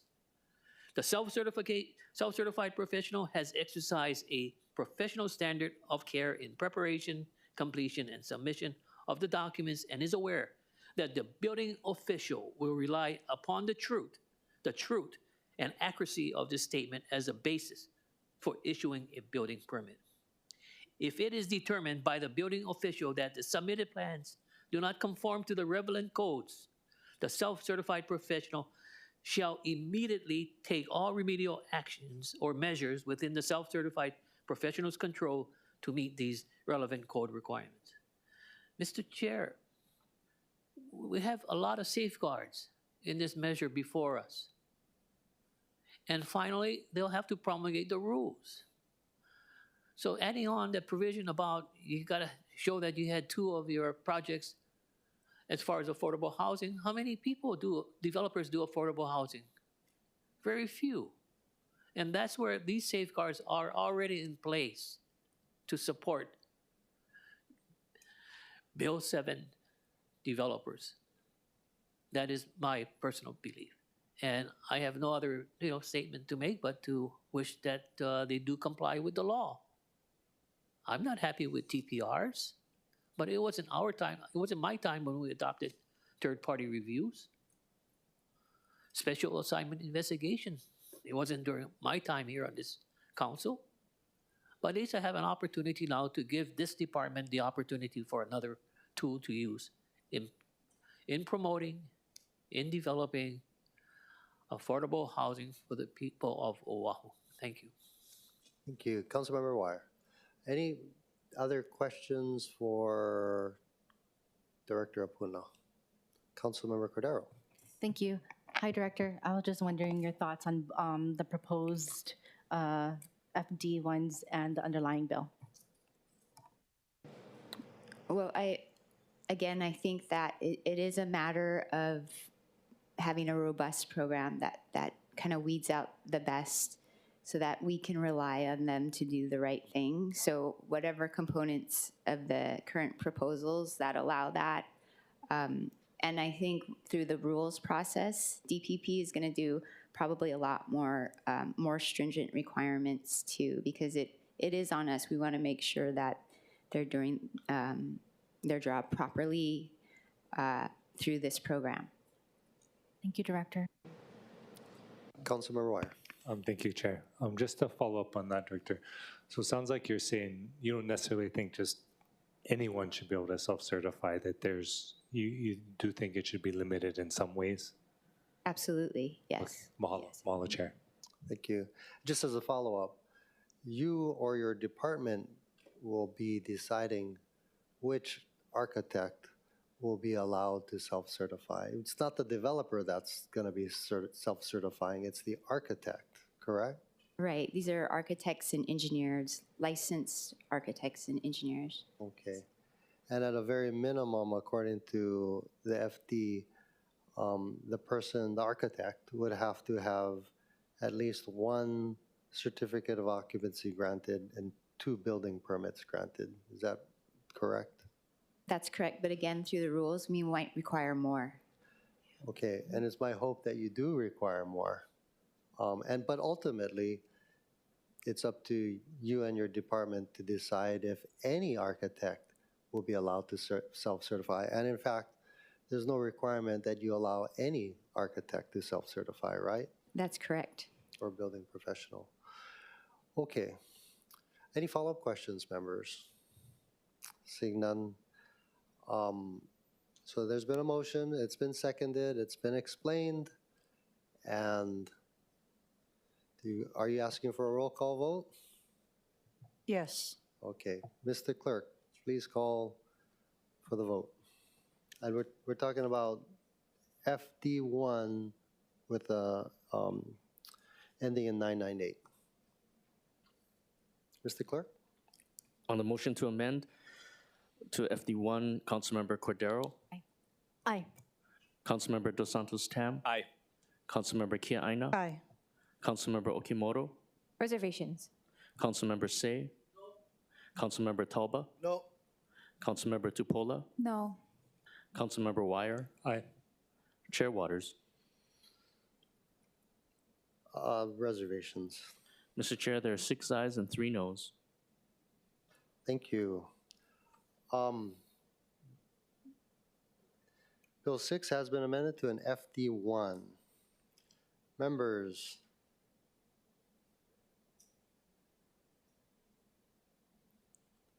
any objections or reservations to waiving Rule 19G, Council Rule 19G, the 48-hour notice? Mr. Chair? Yes. No, I'll be in support of the waiver of the 48-hour rule. Thank you. Thank you. Noting no objections to the 48-hour notice, the 48-hour notice has been waived. We are now on the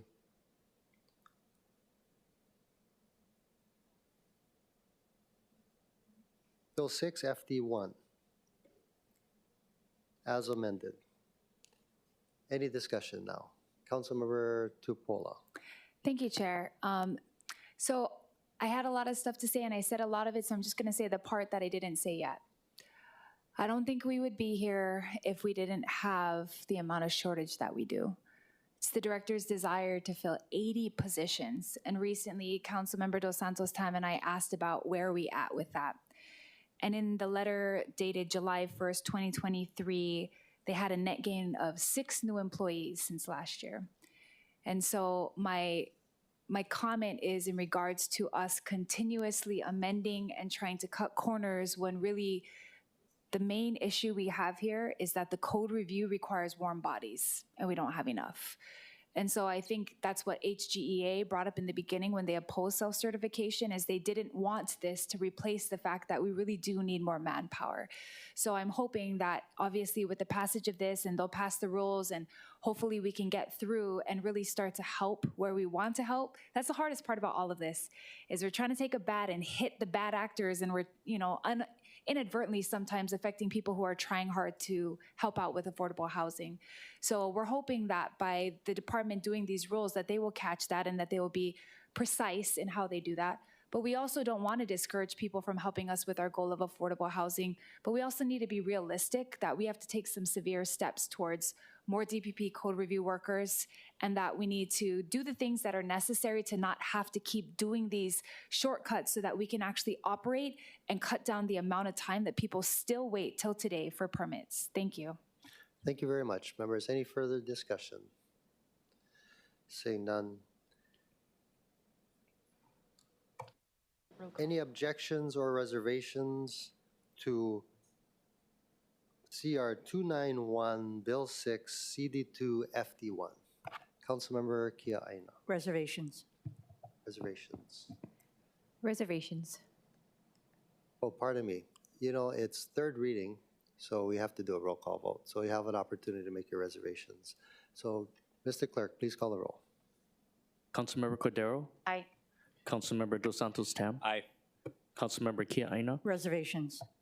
Councilmember Okimoto? Reservations. Councilmember Say? Councilmember Talba? Reservations. Councilmember Tupola? Reservations. Councilmember Wire? Aye. Chair Waters? Aye. Mr. Chair, there are 9 ayes. Thank you. CR 291 has been adopted, and Bill 6, CD2, FD1 has passed third reading. Thank you.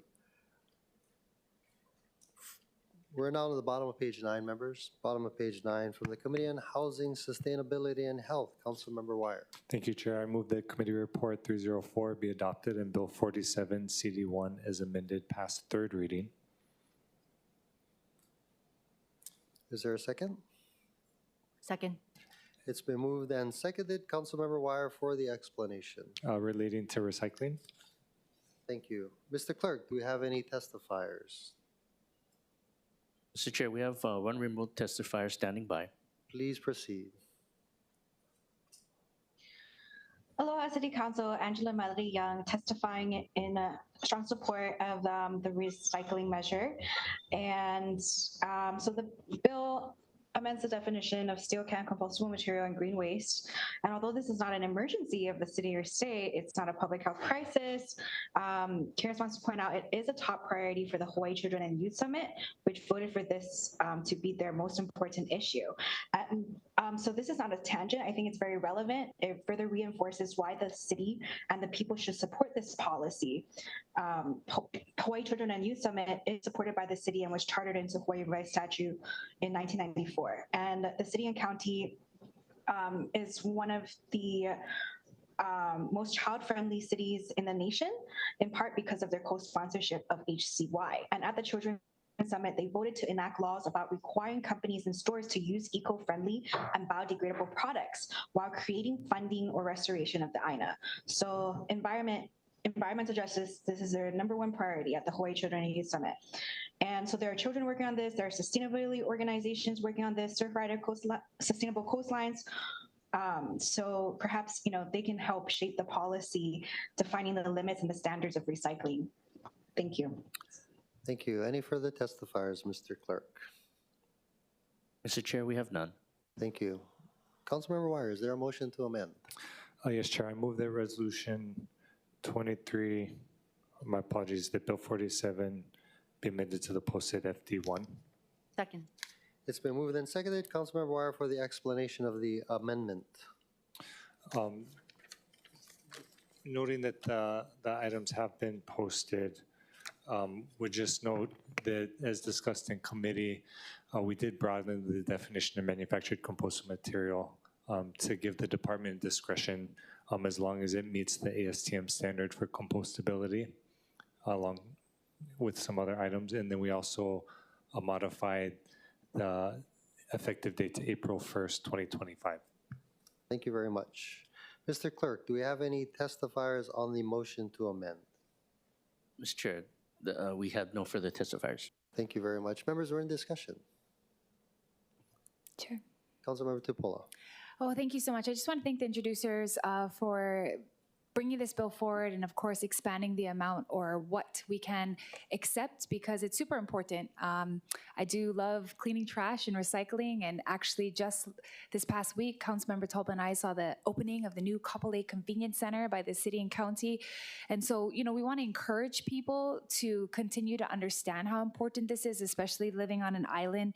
And as well, you know, there are companies coming out to try to help divert some of the construction and demolition waste that we're going to need to start collecting after the shutdown of the facility in Nanakuli. But I want to encourage more people because obviously it's a lot. I think that we are going to need a lot of companies to start to come forward and help. And it's actually not a very lucrative business. So I think those who are in the recycling business, who are trying to reuse and reduce the materials that we create. So I think by expanding this definition, and of course, thank you for the CD1 that actually allowed for multiple types and not just those that were approved by those particular organizations, we are not going to be able to accept food packaging, bags, foodware, service, all of these different things that will hopefully be diverted from the landfills and be able to be recycled. Thank you. Thank you. Any further discussion, members? Councilmember Wire. I mean, I just want to say, I think it's super exciting that we can, you know, soon go to any restaurant, get our takeout container, and just throw that with the food waste in it, plus the yard waste into one bin, and it all gets turned back into dirt. So I think this is, you know, grateful for Councilmember Cordero for co-introducing the measure, and grateful for the department also and the work that they're doing with the RFP, and then, of course, all my colleagues as well. Thank you. Thank you. Any further discussion? Seeing none. Any objections or reservations? Wait. This is third reading. Mr. Clerk, please call the roll. Mr. Chair, this is the motion to amend, yeah? Oh, I'm sorry. You're right. Any objections to the motion to amend? Seeing none. Bill 47, CD1 has been amended to the posted FD1. Now, Mr. Clerk, please call the roll. Councilmember Cordero? Aye. Councilmember Dos Santos Tam? Councilmember Kia Aina? Aye. Councilmember Okimoto? Aye. Councilmember Say? Aye. Councilmember Tauba? Aye. Councilmember Tupola? Aye. Councilmember Wire? Aye. Chair Waters? Aye. Mr. Chair, there are 8 ayes, 1 member is absent. Thank you. CR 304 has been adopted, and Bill 47, CD1, FD1 has passed third reading. Now to the top of page 10, first reading. Vice Chair Kia Aina. I move that the first reading items listed on pages 10 and 11 of the agenda pass first reading. Second. It's been moved and seconded. Councilmember Kia Aina for the explanation of the bills on both page 10 and 11. Bill 60 relates to real property taxation. Bill 61 relates to exceptional trees. And Bill 62 relates to fire safety. Thank you very much. Mr. Clerk, do we have any testifiers?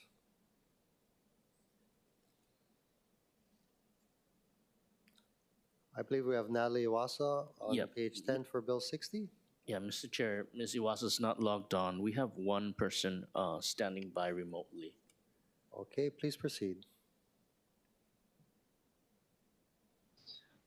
Aloha, City Council, Angela Melody Young, testifying in, there's 3 new bills, right? And this is the first hearing. Okay, so I'm gonna start with Bill 60. Actually, I didn't read Bill 60, so I'm gonna just go to the next one. Bill 61, exceptional trees. So I'm gonna testify in strong support of the exceptional tree program from the Botanical Gardens and the Department of Parks and Recreations. And the Hawaii Revised Statute, Chapter 58, Act 105, Session Laws of Hawaii 1975 declared the Exceptional Tree Act. And this is when, in 1975, the Hawaii State Legislature found rapid development had led to the destruction of many of the state's exceptional trees and passed Hawaii Revised Statute, Chapter 58. And act recognizes that trees are valuable Can I for ask their you to beauty and they provide. wrap up your Yes? testimony, please? Oh, I think we get on the new ones. No? If you can, just wrap up your testimony. The time is up. Oh, okay. Well, okay. Okay. I'm going to wrap it up and just say that, you know, the city gets to, and there's like a group, they choose what's worthy and what's not worthy. And so it also helps with the people because it helps with their gardens. So we should support the Exceptional Tree Act. So I have time to go to the next testimony. Okay, please Chair? proceed. Bill 62, you have 1 minute. Bill 62. Okay, so for Bill 62, there was a Senate Bill 55, and that bill was about the condo associations bringing up the concern about funds for operational expenses to install the fire sprinklers. And so in July 2017, the incident at Kapahulu became the most destructive high-rise fire in Hawaii and in Hawaii history, and that building didn't have any sprinklers. So as a result, the city and the state have been working on the fire sprinkler solution. And the 2018, a year after the incident, the ordinance was signed into law to require residential buildings to 22. There was a city resolution that declared out of 275 high-rise residential condos, 255 buildings did not get a good score because they were not Thank you equipped with very the fire much. safety Can you wrap up your systems. testimony, please? Yeah, I'm just gonna wrap up. And so, for this reason, because only 255, no, okay, so out of 275, 255 did not pass and get a good score. Thank you For very this much. reason, DPP. Thank you. Mr. Clerk, do we have any other testifiers? Mr. Manaku, aloha, welcome. Please proceed. Aloha, excuse me. Aloha and good afternoon. I'd like to speak on Bill 62. As you know, I know we're getting hard time with families, we're getting hard time with housing. But you know, we need to look at Maui. And we look at weather. And we look at the crowding, that gang. And we look at family. You guys get family, yeah? Look at our hillsides. You know, by building, I know, even me, you know, I like build. If I had housing, I'd like to build for my family, yeah? Build them close to me. But you know what I'm afraid of? And really scared is Maui, gang. Come on. You know, people building extra homes in these yards. They're not building for family. They're building to make money. But you know what the problem is? They're building next to us, our families. And building fire hazard. So I know, you know, they like make money. But you know, they're threatening our families. They're threatening your families. So before you give them permission, please think of our families. Thank you. Thank you very much. Mr. Clerk, any other testifiers? Mr. Chair, we have none. Thank you. Members, we're in discussion on all three bills. Seeing none, thank you very much. Any objections or reservations? Noting no objections or reservations, the first reading items listed on pages 10 and 11 of the agenda have passed first reading. Members, it is now 12:15. Do we want to continue to go or break for lunch? Go for another 20 minutes? Yes. Okay, wonderful. Thank you. Turning to the top of page 12 from the Committee on Budget, Councilmember Cordero. I move that Committee Report 288 and Resolution 23-240, CD1, as amended, be adopted. Second. It's been moved and seconded. Councilmember Cordero for the explanation. This resolution requests the City Administration to present to the City Council budget recommendations that address long-term emergency preparedness no later than 120 days prior to the end of each fiscal year. Thank you very much. Mr. Clerk, do we have any testifiers? Mr. Chair, we have none. Thank you, members. We are in discussion. Seeing none, any objections or reservations? Noting no objections or reservations, CR 288 and Resolution 23-240, CD1, has been adopted. Councilmember Cordero. I move that Committee Report 289 and Resolution 23-250, CD1, as amended, be adopted. Second. It's been moved and seconded. Councilmember Cordero for the explanation. This relates to the transfer of funds with the Department of Emergency Management. Thank you very much. Mr. Clerk, do we have any testifiers? Mr. Chair, we have none. Thank you, members. We're in discussion. Seeing none, any objections or reservations? Noting no objections or reservations, CR 289 and Resolution 23-250, CD1, has been adopted. Moving to the top of page 13, Councilmember Cordero. I move that Committee Report 290 and Resolution 23-251 be adopted. Second. It's been moved and seconded. Councilmember Cordero for the explanation. This relates to a transfer of funds for the Department of Community Services. Mr. Clerk, do we have any testifiers? Mr. Chair, we have none. Thank you. Members, we're in discussion. Councilmember Tupola. Yeah, I just wanted to thank DCS. Because of this hearing and the transfer of funds, we opened up more discussion about where this could possibly go, how it can help more with our homeless outreach, and they were able to assist and help in our district. So I just want to thank them for their ongoing work, for what they do for each of the providers, but also to make sure they're servicing each of our districts. Mahalo. Thank you. Any further discussion? Seeing none, any objections or reservations? Noting no objections or reservations, CR 290 and Resolution 23-251 has been adopted. From the Committee on Executive Matters and Legal Affairs, Councilmember Dos Santos Tam. Chair, I move that Resolution 23-202 be adopted. Second. It's been moved and seconded. Councilmember Dos Santos Tam for the explanation. This provides for the acquisition of easements for public use for the rock slide mitigative improvements in the vicinity of Pacific Heights Road, Site 070G, located at Kewalo Paoa, Honolulu, Oahu, Hawaii, and determining and declaring the necessity of the acquisition by eminent domain. Thank you very much. Mr. Clerk, do we have any testifiers? Mr. Chair, we have none. Members are in discussion. Seeing none, Mr. Clerk, please call the roll. Councilmember Cordero? Aye. Councilmember Dos Santos Tam? Aye. Councilmember Kia Aina? Aye. Councilmember Okimoto? Aye. Councilmember Say? Aye. Councilmember Talba? Aye. Councilmember Tupola? Councilmember Wire? Aye. Chair Waters? Aye. Mr. Chair, there are 9 ayes. Thank you. Resolution 23-202 has been adopted. Moving to the top of page 14 from the Committee on Zoning, Councilmember Say.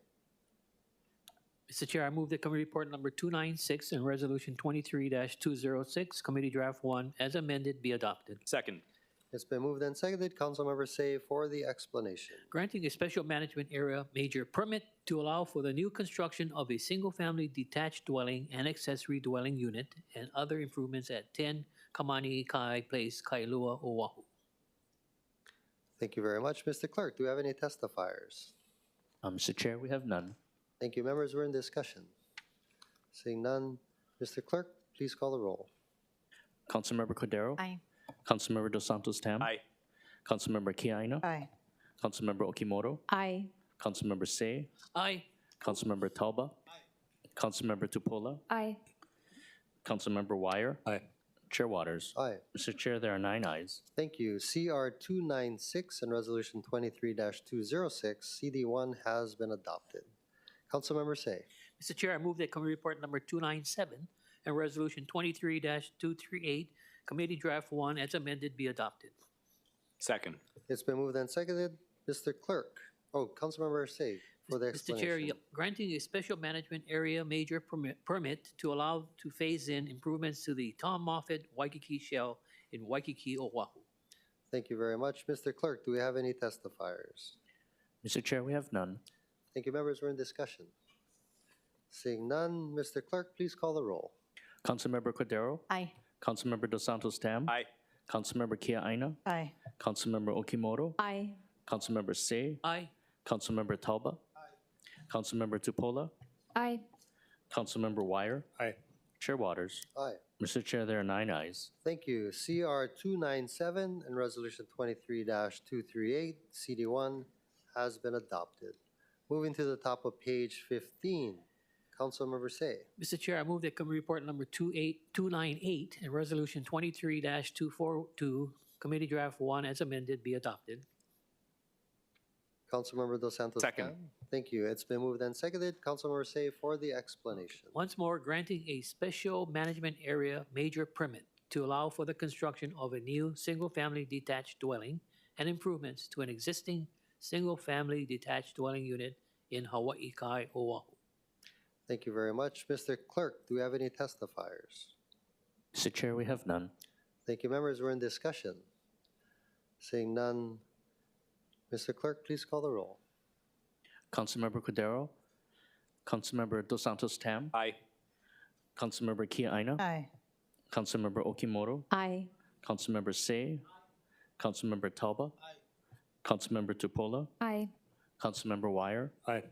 Chair Waters? Aye. Mr. Chair, there are 8 ayes, 1 member is absent.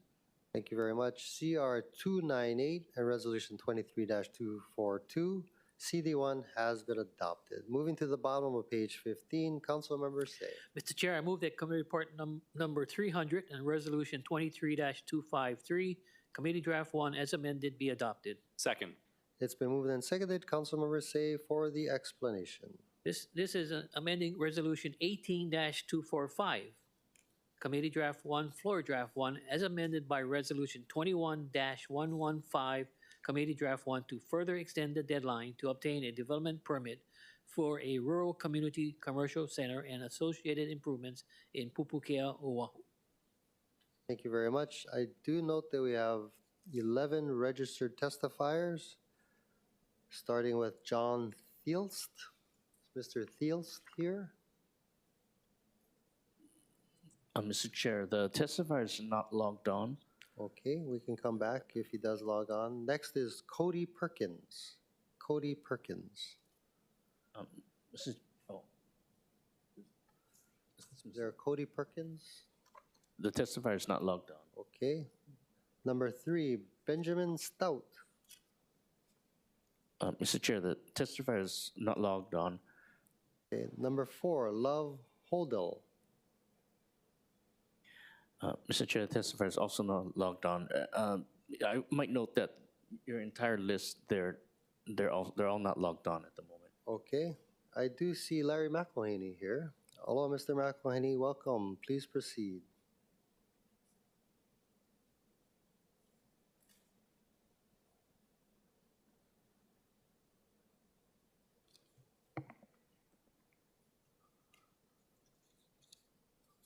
Aloha, Mr. Chair, council members. My name is Larry McElhaney, and I'm testifying in strong opposition to Resolution 23-253. There's been a lot of chatter the last couple of days about the online testimonies. I would just like to make a couple observations. They're very interesting to read. And I'd like to remind everybody that at the zoning committee, there were approximately 40 testimonies opposed and 0 in support. I've been following this issue since approximately 2010. Around 2015, a new owner appeared on the scene, and things kind of went south. A lot of bad activity, fines, penalties, so on and so forth. 2018, a community group filed a lawsuit because of the concerns.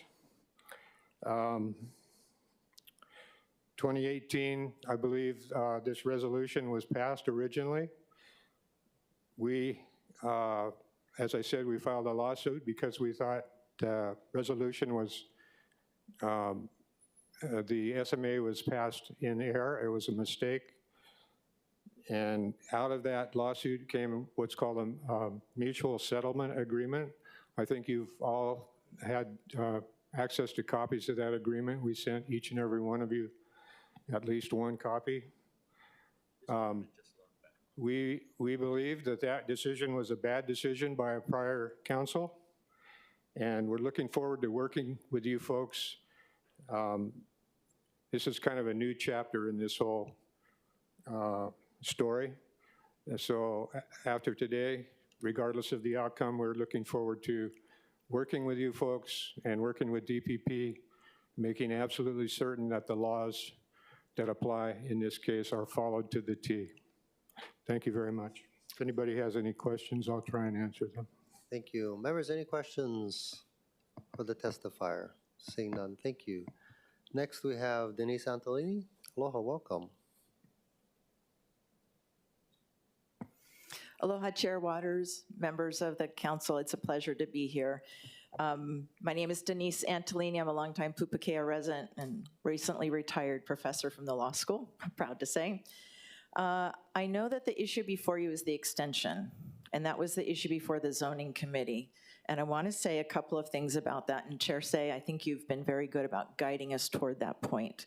Number one, the standard should be very high for this extension. It's the third extension, and it should not be rubber stamped and granted lightly. And I think if you read the language in condition M, it basically says you have to do this very conservatively. So that's the framework. There are two justifications for the extension provided by the developer. We don't think that the good cause has been shown. Number one, Board of Water Supply.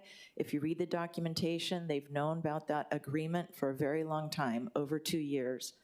The second justification was a back and forth with the Department of Transportation. That ended in June, and here we are in November. So that, in our view, is no longer a rationale or justification.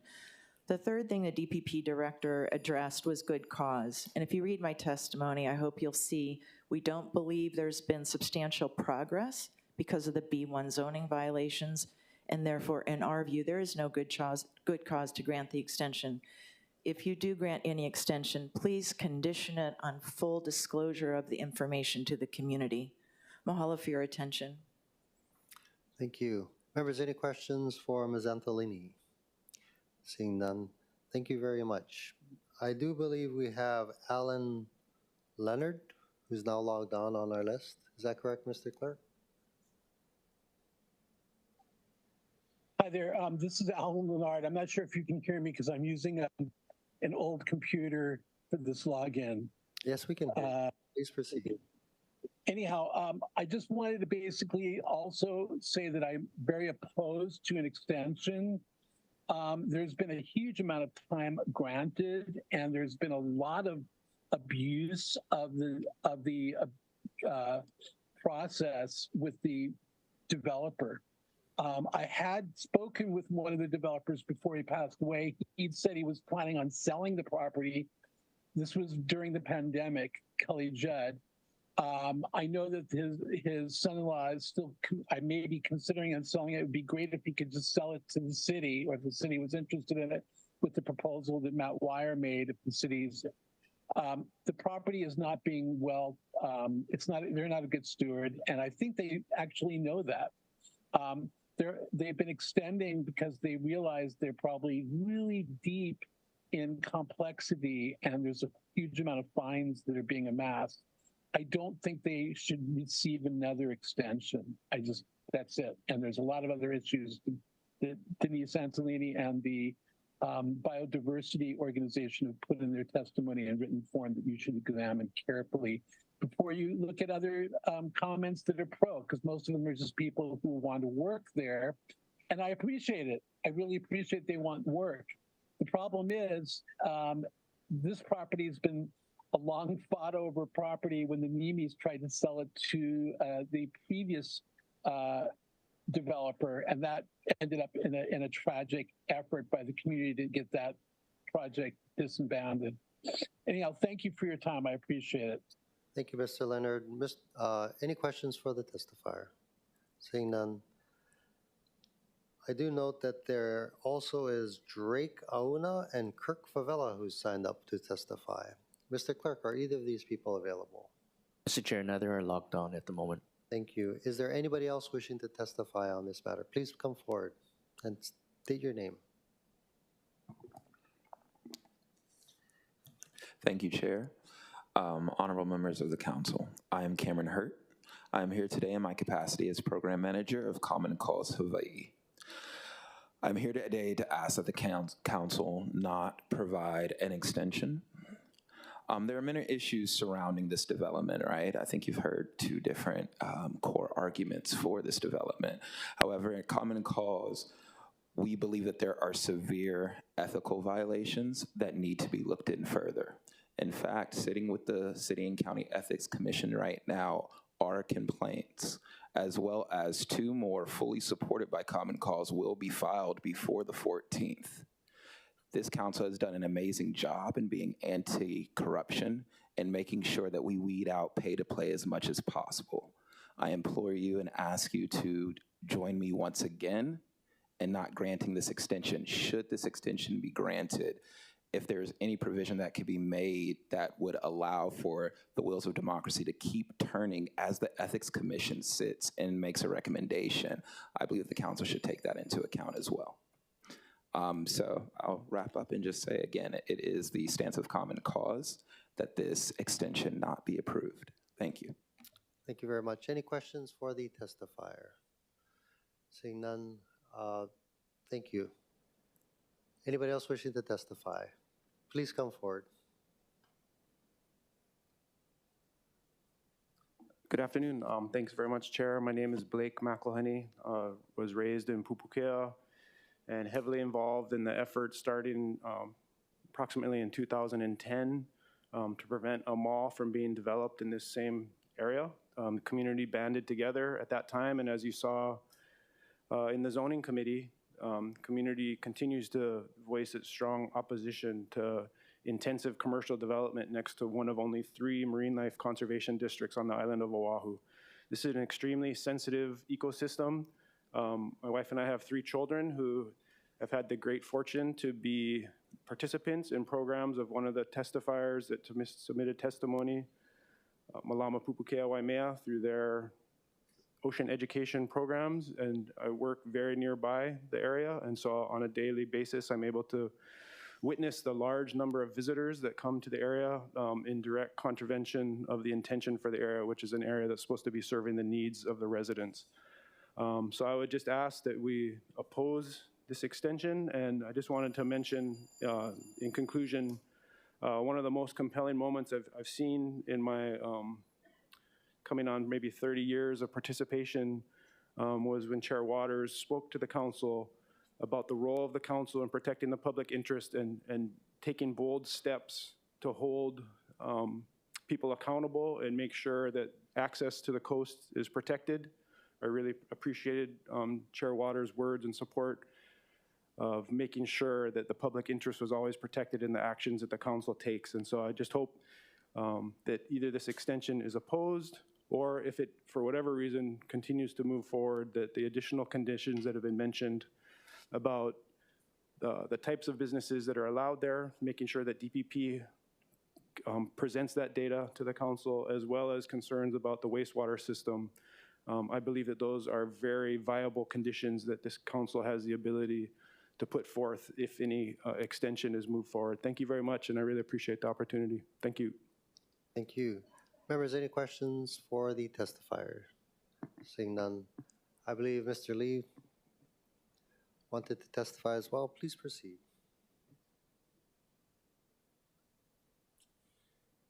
Good afternoon, Chair, council members. As this body knows, the issue before you is whether good cause has been shown for an extension. It is not to relitigate the merits of whether this project should have been granted in the first place. And I think DPP has provided you with sufficient rationale for granting the extension. It's recommending the extension. Now, of all the testimony that I've heard, Professor Antolini is correct. Is good cause shown? That's the issue. And I would submit good cause has been shown.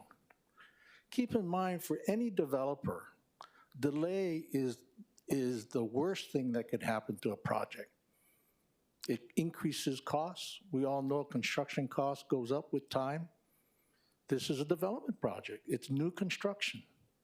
The developer doesn't want to stall. It's tried its best to obtain the building permits, but for reasons beyond its control, it's not been able to do so. In fact, in some of the testimony, they raised the question about whether the wastewater system will require an NPDES permit. I think that's a valid question. And I am telling my client to vet that very carefully with the engineers to be sure that we're not going to violate the mandates laid down by the United States Supreme Court in the Hawaii Wildland Fund case. That's an important issue. We recognize how sensitive this location is because it's across from the marine sanctuary. My client does not want to pollute that sanctuary. It wants to protect it. And I would submit that based on the engineering designs of this new project, it will better protect the sanctuary than the current circumstances. So for these reasons, I would ask this body to grant the extension. Thank you. Thank you. Members, any questions for the testifier? Councilmember Okimoto. Thank you, Chair. Thank you, Mr. Lee, for being here. You know, as public servants, one of the things that's really important for me is to have that transparency. And I just wanted to have clarification because there have been statements today in writing and in person where they say that the owner or the developer, the owner of the property, the process hasn't been done properly.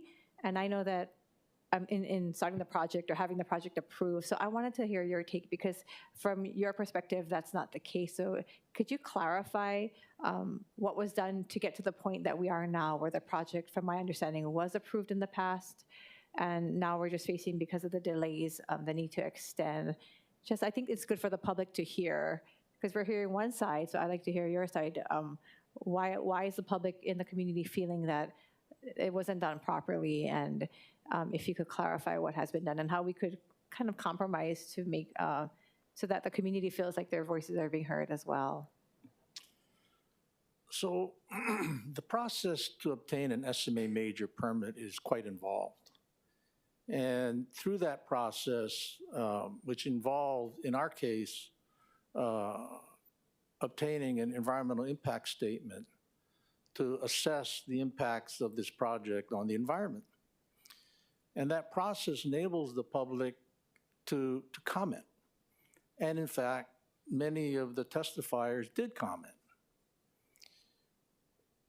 After we went through that entire process, notwithstanding a lot of the negative comments that were made, the decision maker, which was DPP, decided that there was no significant environmental impact based on the design and proposed project, and so it recommended approval of the SMA major.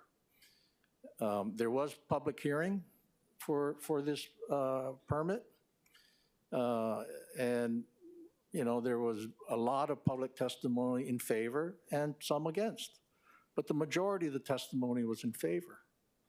And so for that reason, when it came up to the full council for a vote, it was approved 9-0 unanimously.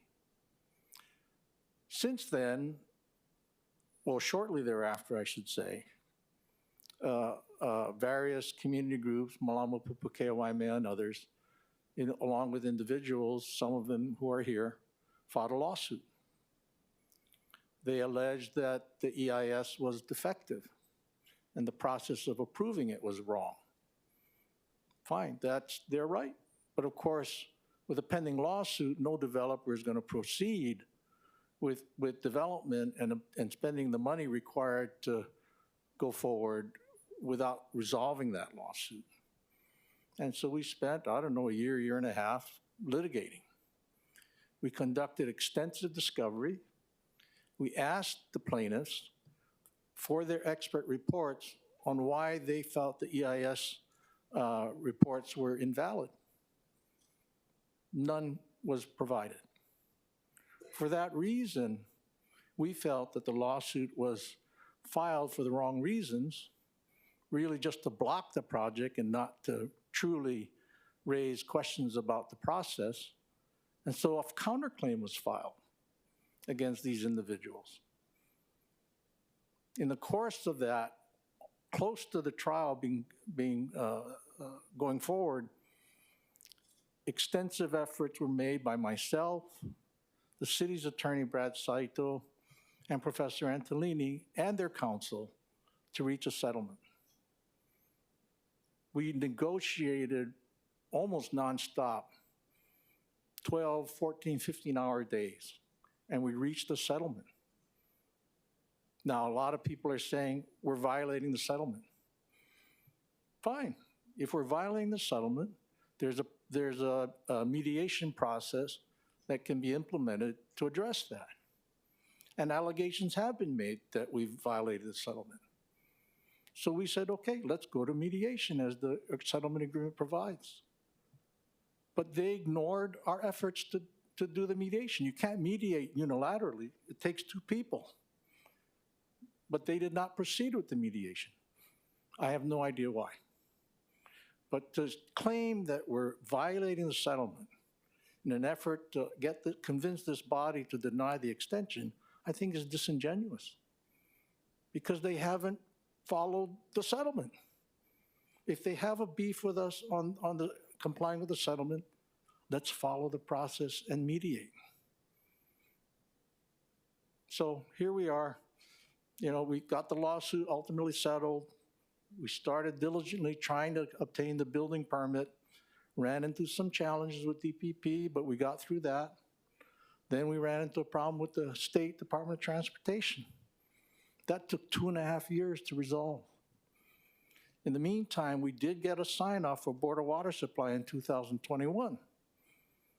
So there was no reason for us to think that when we ultimately submitted our tracings for their sign-off, it would be approved.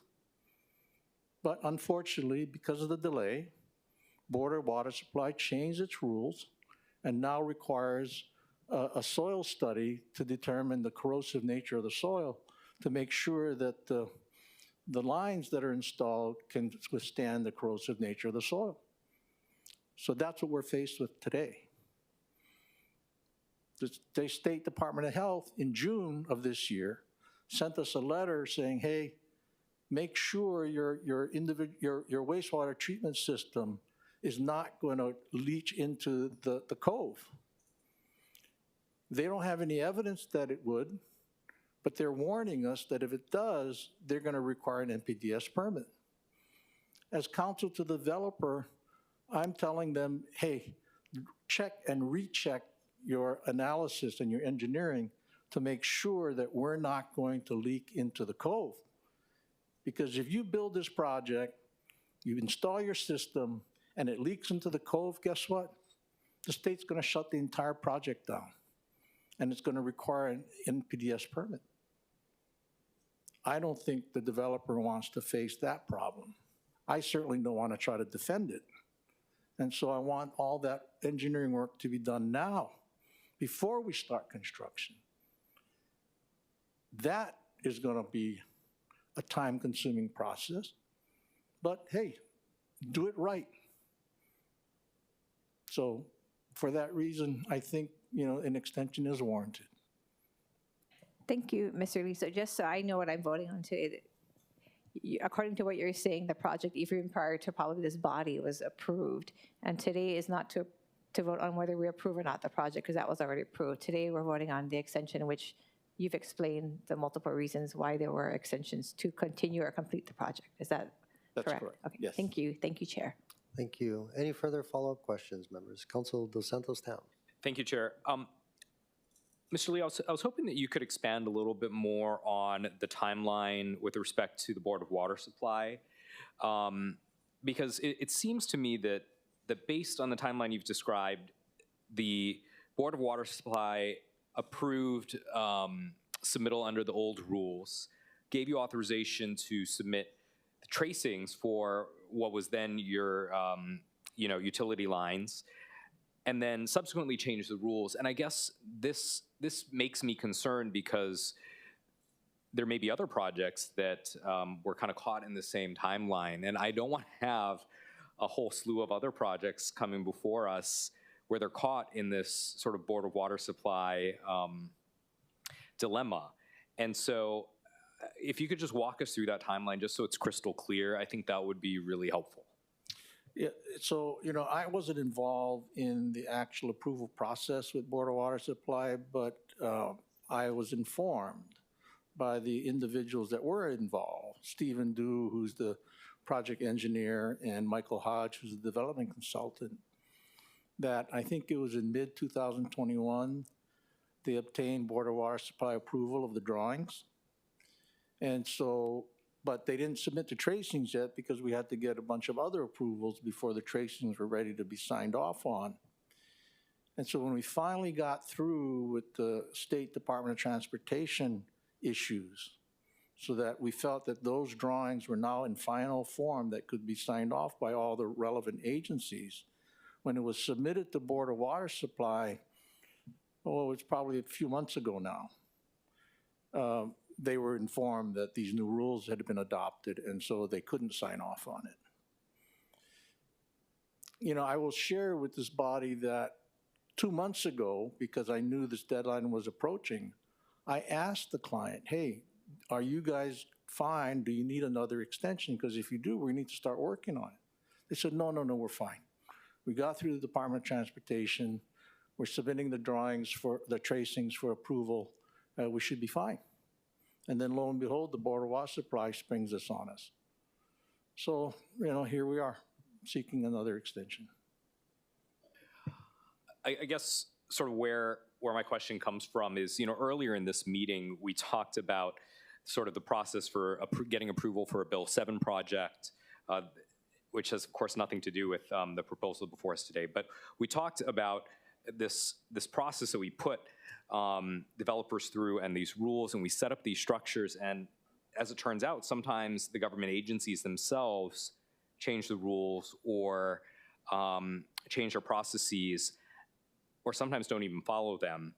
And that's on us. That's on us as policymakers to make sure that the agencies have clear processes and rules and that they're followed. And so I guess that's the genesis of my question is I just want to make sure to what extent it's Board of Water Supply sort of changing their rules versus sort of this allegation that, you guys knew and just sort of sat on it, because that seems like there were other issues like getting other approvals along the way that intervened. Yeah, I think in this specific instance, as it relates to Board of Water Supply, we relied upon the earlier approval and didn't track, frankly, them changing their rules, whether that was a negligence of our engineer or not, I don't want to go there. I don't think it is, but it is what it is. I think we relied upon that 2021 approval and didn't think there was any reason that it wouldn't be approved.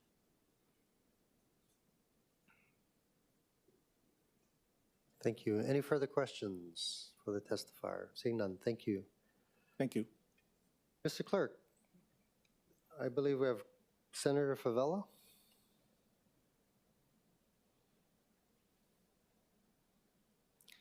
Hello, Senator.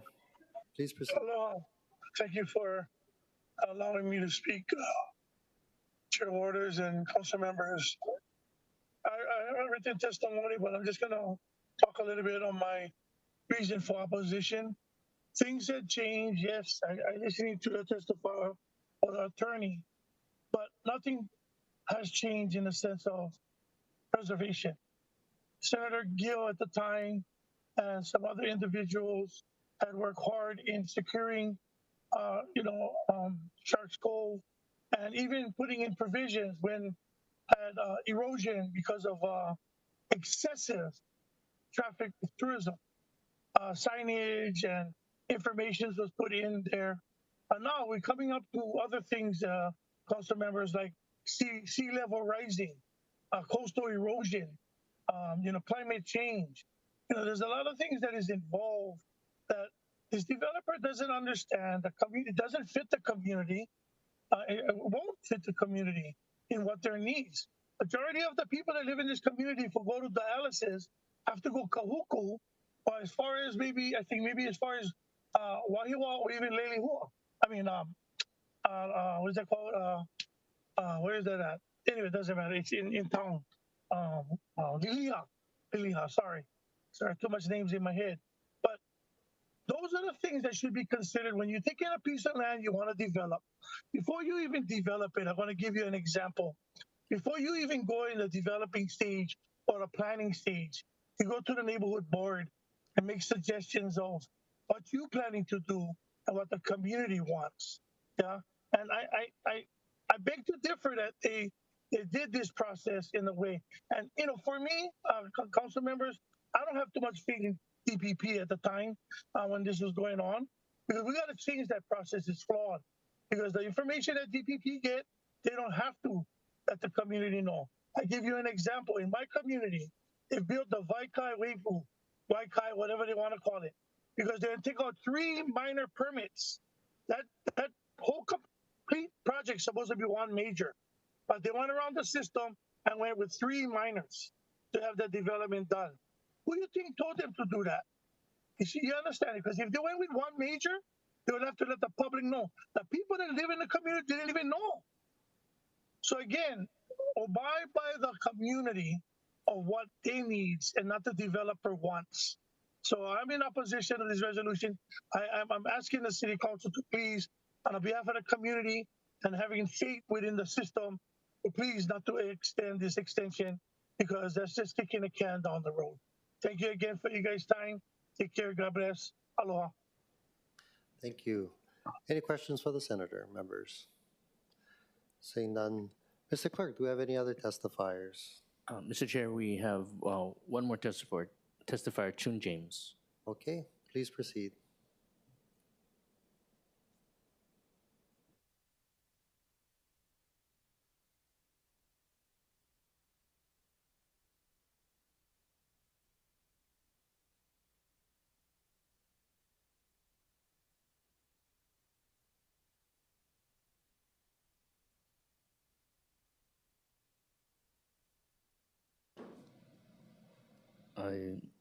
As James doesn't seem to be responding. Okay, thank you very much. Members, we're in discussion. Councilmember Wire, followed by Councilmember Kia Aina. Thank you, Chair. I had a few questions for Director Apuno. Please proceed. And, first, just to start generally, and I think I'll have more to say later in discussion, maybe on the testimony, because I know folks may have questions. But first, Director, are you aware of the settlement agreement that's been discussed today regarding this particular parcel? Yes. Okay.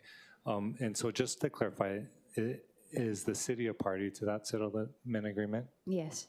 Okay. And so based on your understanding, would it be DPP's obligation to comply with all the terms in that settlement agreement?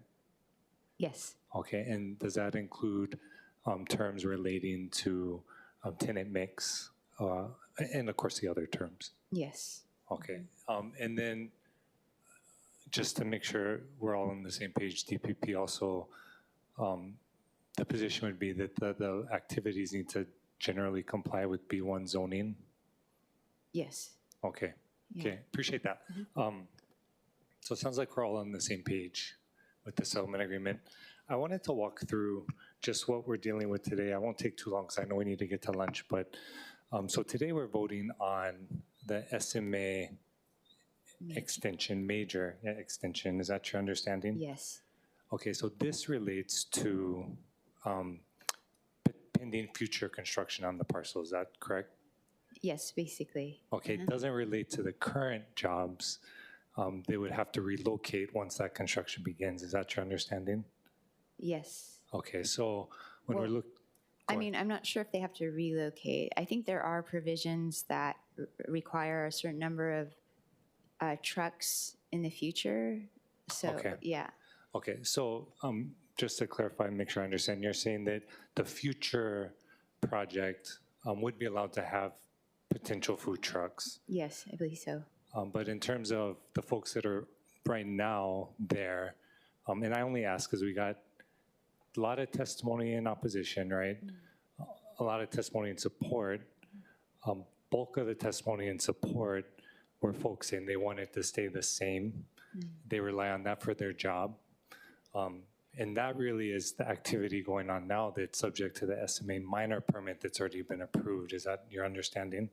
Yes. Okay, and so I know you're saying DPP's position isn't that they have to move, but just talking to some of the folks in the community, like that have interest in the parcel, my understanding is that they'd either be relocating, some possibly closing. They wouldn't necessarily be maintaining those jobs at this particular parcel during construction. I know you don't necessarily have a comment on that, but that's why I just wanted to clarify, because it seems like I think everyone's operating in good faith, doing their due diligence, representing their clients. I just get a little concerned when I see a bunch of testimony from folks in the community seeming being told that their jobs are at stake if this permit is rejected, understanding that really they're operating legally now under the SMA minor, and a vote for this permit would actually be what changes their job situation once construction begins. And so I'm not sure where the confusion is happening, but I just want to make sure that everyone in our community, especially when you're rallying up folks on their job, that there's honesty and transparency about it, because I think all sides, even though there's disagreement on this particular parcel, I think want what's best for the community, and that includes economic opportunities, but it includes also preserving our natural resources, and those don't have to be, I think, in conflict. Mahalo, Director. I might want to add to the discussion later, Chair, but I'll defer now so other folks may have questions. Okay, thank you. Councilmember Kia, any questions for the Director? Yes. Director, is compliance with the settlement agreement a condition of the original SMA? I'm not sure. Yeah. Do you have any comments about the concerns raised by opponents with regard to compliance with the settlement agreement, including in particular the tenant mix? Do I have any concerns with it? I'm sorry. No, comments. Do you have any comments about the concerns raised by opponents with regard to compliance with the settlement agreement, including in particular the tenant mix? The city fully intends and is complying with the settlement agreement with regards to retail mix, et cetera. Okay, so you believe that there is compliance? I believe there will be. I don't think the tenant mix has been determined yet, Okay. but we have full intentions of complying with the settlement agreement. Okay, and what about the other provisions of the settlement agreement? Do you believe that there has been adequate compliance with the settlement agreement? Yes, I think so. I think that, again, we're trying to comply. We have all, intentions to comply with the settlement agreement. Well, I'm not just talking about DPP, I'm talking about the developer. Because there's different parties here, correct? Mm-hmm. Yes, I think all three parties are trying to work together. Okay, lastly, it seems like a lot of the concerns being raised are related to issues that should have been addressed when the SMA was originally approved, and or as a result of other statutory or ordinance requirements. Can I ask, since we weren't here when it was originally passed, was an environmental assessment and or environmental impact statement done for this development? Yes. Both? An environmental impact statement. Oh, and then, of course, the EA is part of that process, correct? Yes, I guess you could say that. Okay, thank you. Thank you. Any further questions for the director? Councilmember Tupola. Thank you, Director. Just briefly, as Councilmember Wire stated, there's tons of testimony on both sides, and we weren't a part of the original discussions, but I just wanted to say a few things because I think one of the concerns was the ability or the process that DPP is going to take to make sure to adhere to the North Shore Sustainable Communities Plan. So that plan was created by DPP, correct? Yes. And so I think I'm just iterating because there's so much testimony. I'm still reading through all of it, but I think some of the concerns are that DPP ensures that as it moves forward, that will be preserved and that all of the characteristics that were previously determined by the community are followed. Is that something you guys are going to do? Yes. And I thank Mr. McElhaney for his comments about, however this proceeds, that he wants to continue working with us and with yourself through this, because as you stated, we're not totally sure of the tenant mix or how it's going to play out. But one of the best comments that I just read was suggesting that there be a first responder center. I'm just saying in general, like especially for our lifeguards and other places that are still looking for places to store supplies, that maybe that could be a suggestion. Is the majority of people that have talked about the overdevelopment are concerned that it will just be geared towards tourism, but yet the tenant mix hasn't really been revealed yet. And so as it proceeds, is that something that you can ensure comes up in conversation? Yes, I think so. And I've heard that was a suggestion about a first responder facility. So I think it's open for discussion. Yeah, and I loved what Councilmember Wire said about that. The two things don't have to be in conflict as far as preservation, because we're hoping that that can also be a part of this moving forward, is education and preservation of this area that really, there's large amounts of people that could still stand to be educated more on how to better use that area. So I'm hoping that as you guys proceed forward, you'll continue to work with the community members, because I do believe it doesn't need to be in conflict, but we're not even at the point where we'll know all of these fine details. So thank you, Director, on your work on this. Thank you, Chair. Thank you. Thank you. Any follow-up questions, members? Seeing none. Councilmember Wire, you had a comment? Yeah, just discussion. I do want to mahalo HESD and DLM for their openness to discuss the first responder hub along with ocean safety, Chief Tichin, all the lifeguards that, have been discussing it. And so do think there's a pathway forward that's separate from this conversation and the SMA permit. And so look forward to those conversations with the community. I've talked to the state delegation, so I don't know if Senator Favela is still on, but since the area is actually 3 parcels, we could even flesh out whether the state could buy one of them for DLNR and still do ocean safety on the other ones. I think there's a lot of different options, so I am hopeful that we can support the community through the parcel. I'm going to still be opposing, like I did in zoning committee, for several reasons. First, as I've discussed with our community multiple times, our district's about half of Oahu, and so I think each particular community should have the most say over how it's affected, whether that's, Sunset Pupukea, Laie, Kahalu'u. When you look at the testimony from 96712 as of last night, the majority was opposed, right? And so I think that is relevant. I also think that, secondly, as I mentioned when I was talking with Director Apuna, every piece of testimony that I look at that says they want things to stay the same, they want their job to be maintained, I see that as opposing, even if they marked support, because it seems to me, and again, I think everyone's been operating in good faith, but it seems to me like a lot of folks are submitting testimony in support of this resolution saying that they want to maintain the job that they have, when really this SMA permit is about allowing them to continue pursuing their building permit and so they can begin construction and vacate the property, the businesses that are there now until construction is done. And so that's highly concerning, because I'm not sure where this information is coming out or about in the community. And so I do see an overwhelming majority of the district, even those outside of, the immediate area,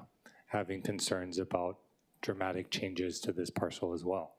And so, all of that in total, along with the concerns raised about the proximity to the Marine Conservation District and the analysis provided by Professor Antolini on good cause, which I think is relevant because, I think we're looking at what extension number are we on, the third one by now, and so I think there are a lot of concerns that weren't voting no. Again, recognizing that everyone has their fiduciary duty, to understand the developer's goal, but in looking at the position of the community and also the legal standard right now, I would have to vote no. So thank you, Chair. Thank you. Members, I'm so sorry. I was informed by the clerks that we have one additional testifier. Mr. Clerk, could you call that additional testifier? So, I apologize. Please proceed. Can you state your name for the record? Sorry, can you hear me? Hi, can you hear me? Okay, I'm so sorry. My name is Melissa Janella. I am speaking on behalf of myself and the Cove Collection, one of the shops actually at the location. We've opened our store 5 years ago. It's 4 moms.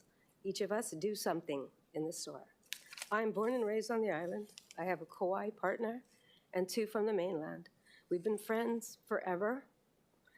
I know firsthand that our community uses the services at the trucks and at our store. We've been so lucky and blessed to have such a great community. We opened the store for our community. I hate speaking in public. It's the worst thing for me. But what the last social media event that's been going on this week has been a scare tactic to push people to oh my gosh, they're going to go and do something terrible to Sharks Cove. I don't think any one of us that is involved with having our stores and boutiques there want anything bad to happen. We're all for our community. We've also been there for the original. We've gone to those meetings. We've listened to the meetings. The fact that this project is using 30% of the built site is because Antolini, all the community got together and said, we want it small. It is small. And I did not get a single call saying, you need to go and, because you had said that it feels like people are being scared for their testimony, Mr. Matt. Or confused. They seem to think the vote Well, is. I just think you've got this serious social media thing going, and then you have people talking to each other.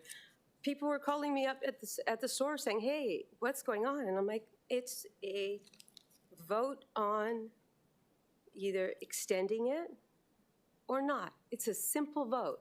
And the people that I spoke to all just immediately got on there and said their support for the extension, as I am and as my partners at the Cove Collection, and for all of those people. But please also look at your opposition and your support testimony. There's a bunch of them that are, they did it 4 or 5 times, and that's not Pono.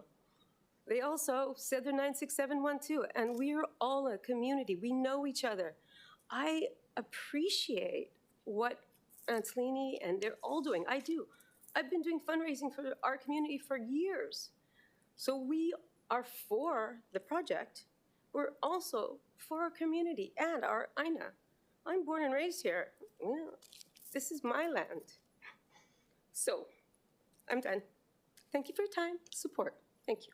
Thank you. Any questions for the testifier, Councilmember Wire? Yeah, thank you, Chair. And mahalo for the testimony. Oh, ma'am. Oh, we had just wanted to ask a few questions. Me? Yeah. Yeah. Okay. No, you Hot seat again. You came, no, not hot seat. You came all the way down, so want to make sure all your thoughts are. Yeah, so I appreciate you taking time. And the work you're pouring into our community, because that means a lot. We have such a great community. Yeah. We really do, but it's not. So I just want to make sure I understood what you're saying, because it sounds like you told me that a lot of people seem to think this is about extending what's going on now, or no? No. Sorry if I said that. No. A lot of people, this social media thing that came on the last 3 days were like, We must stop this. And you'll look at it in your testimony, because I read everybody's testimony also, and I was like, oh, this is so cool. I'm so glad. I see these young kids testifying. It's amazing. But what they're testifying for, some of it is trying to stop it, right? That's what it looks like on some of that testimony, right? But what it is we're voting on actually supporting the extension. So it got people really riled up and confused, so they were just constantly making phone calls like, what are you guys doing? And I'm like, we're not doing anything. The fact of the matter, what it seems to be, by reading everything that I read, is the Board of Water, there was an issue. And the neglect, if it was a neglect of the developer or whatever, they didn't see it or they didn't notice it, it needs an extension. Okay, so just make sure I'm understanding. So you do understand that this extension doesn't relate to the business you're doing now? Of course I do. Of course I do. And I think everybody else does too. Yeah, I understand that, but I do support giving it an extension to something if they've done everything. I mean, I've 10 years ago gone to these meetings and I thought, okay, great, 30%, I'm fine with it. Okay. And also knowing that this developer has to deal with us if he messed anything up. Yeah. Our community's strong. There should be no mess ups. So you're saying all the folks that are testifying. I'm not saying all of them. Okay, the ones that are saying, it should stay the same. You're saying they're talking about. They just, I'm not going to speak for anyone else except for my four partners and myself. Perfect. But I think that's just their wording. I mean, I don't think anybody's being told. I mean, they want their jobs. They want their jobs to continue. Of course they do. It's a terrible thing out there when they're raising 4 or 5 kids and. Do you think they know that their jobs won't continue when construction starts? Yeah. I don't know. You don't know? I know my job won't, and that's fine. Okay. I will, I'll figure it out. We'll all figure it out, but the fact is it about that, or is it about, are you going to go and extend it? You're supporting an extension is what we're voting on, right? You're voting on right now. The extension to give them more time to get their building permit so they can start construction. Sorry, guys. Yeah, no, That's exactly what I'm saying. Okay. But no, I just wanted to make sure. I don't know what anybody's saying as far as they think they're keeping their job or not. I don't know. Okay? Perfect. Mahalo for your time. Thank you. Sorry about that. No worries. I'll stop by. Thank you. Any further discussion, members? Seeing none. May I just make one suggestion, whether or not you want to do it? I thought about the Clean Water Natural Lands Fund. Maybe suggest to both the community and the developer that that's something you could look into. There is money in the budget for the Clean Water Natural Lands Fund. Again, just a thought. Any follow-up? Any discussion? Councilmember Wire. So my takeaway as chair would support using clean water funds to purchase the property. Awesome. Yes. Okay, any objections or reservations? Noting the objection of Councilmember Wire. Any further objections or reservations? Seeing none, other than Councilmember Wire, CR 300 and Resolution 23-253, CD1 has been adopted. Thank you, members. It is now 1:05. I do note that there are a lot of police and fire here. There are 5 resolutions dealing with police and fire. I think we could do that real quick with your indulgence. Is that okay? That way they don't have to come back. Okay, first one is on page, let's see, 19. Page 19, on the bottom of page 19, Resolution 23-222 from the Committee on Public Safety. Councilmember Okimoto. Thank you, Chair. I move that Committee Report 316 and Resolution 23-222 be adopted. Second. It's been moved and seconded. Councilmember Okimoto for the explanation. Accepting a gift of $85,000 to the city from the Waikiki Business Improvement District Association, WBIDA, for the Honolulu Police Department, District 6, to address various illegal activities. Thank you very much. Mr. Clerk, do I have any testifiers? Mr. Chair, we have none.